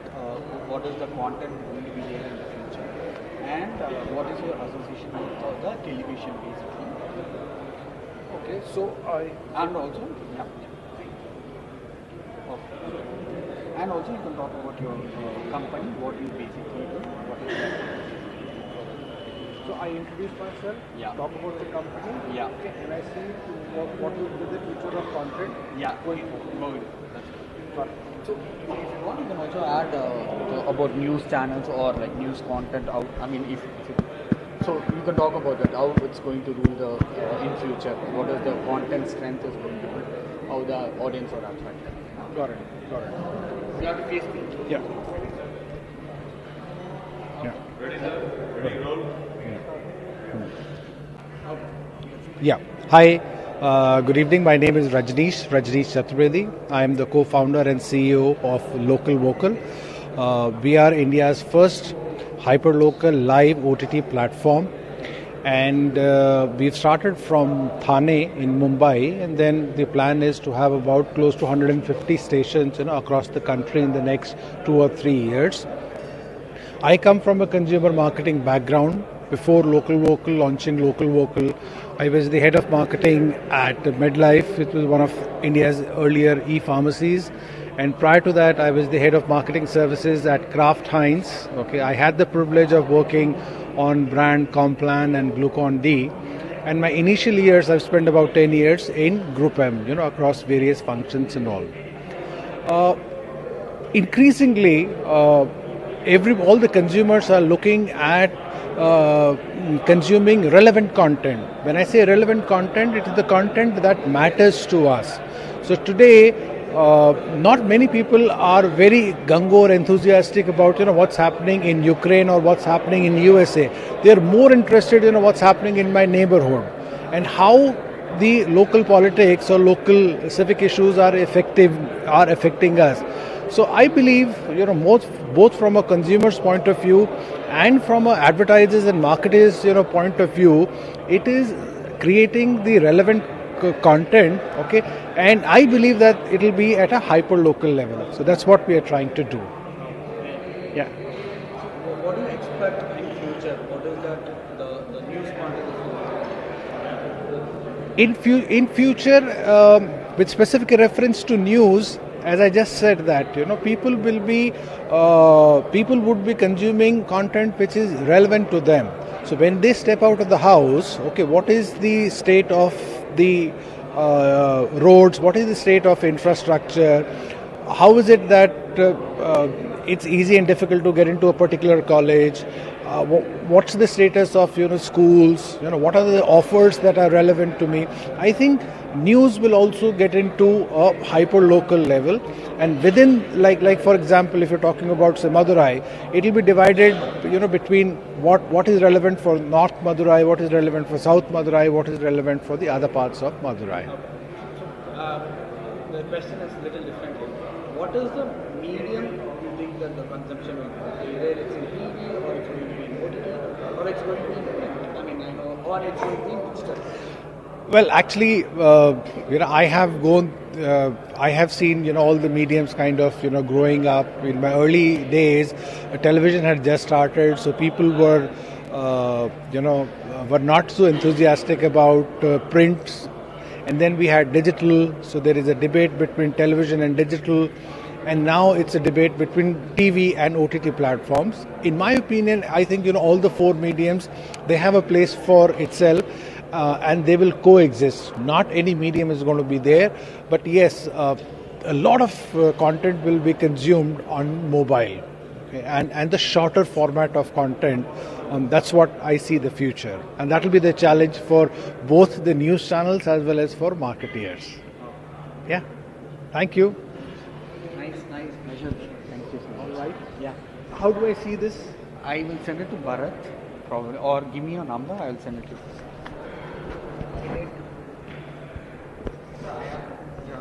I'll send it to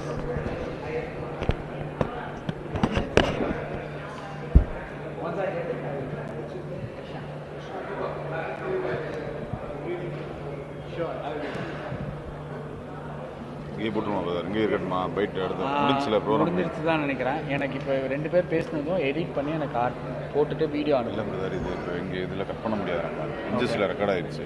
okay, அங்கே cut பண்ணி வாங்கிக்கிறேன். சரி, cut பண்ணி நீங்கள் அது மட்டும் coordinate பண்ணுங்கள். யார்கிட்ட பேசணும்? நீங்கள் அசைன்மெண்ட்டில் தான் பேசணும். யார் அசைன்மெண்ட்டில்?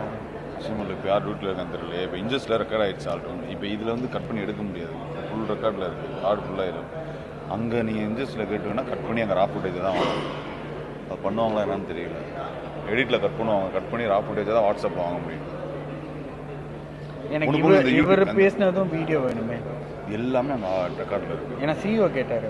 ஆமாம், அங்கே கட் பண்ண சொல்லியிருக்கேன். யார் அந்த காண்டாக்ட் பர்சன் யாருன்னு சொல்லுங்க. இல்லை மணிகண்டன் கிட்ட கேட்டால் தெரியுமா? மணிகண்டன் வச்சு அசைன்மெண்ட்டில் பேச சொல்லியிருக்கேன்.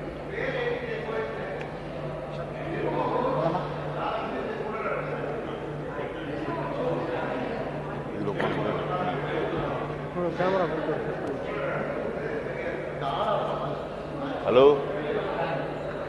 முதல் ரெக்கார்ட்லான தலைவருக்கு காலையில் போட்டு ரெக்கார்ட்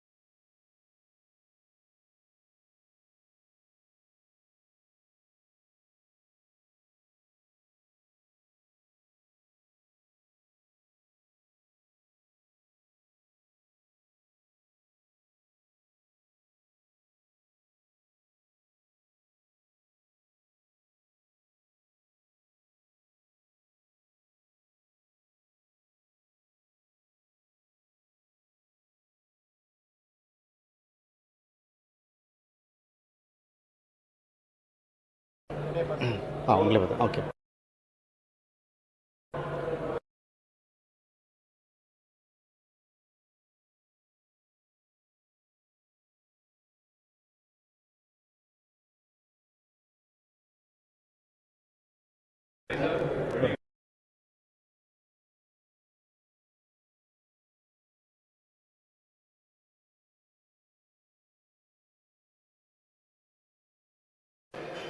கேள்வி கேட்குறீங்களா சொல்லணுமா?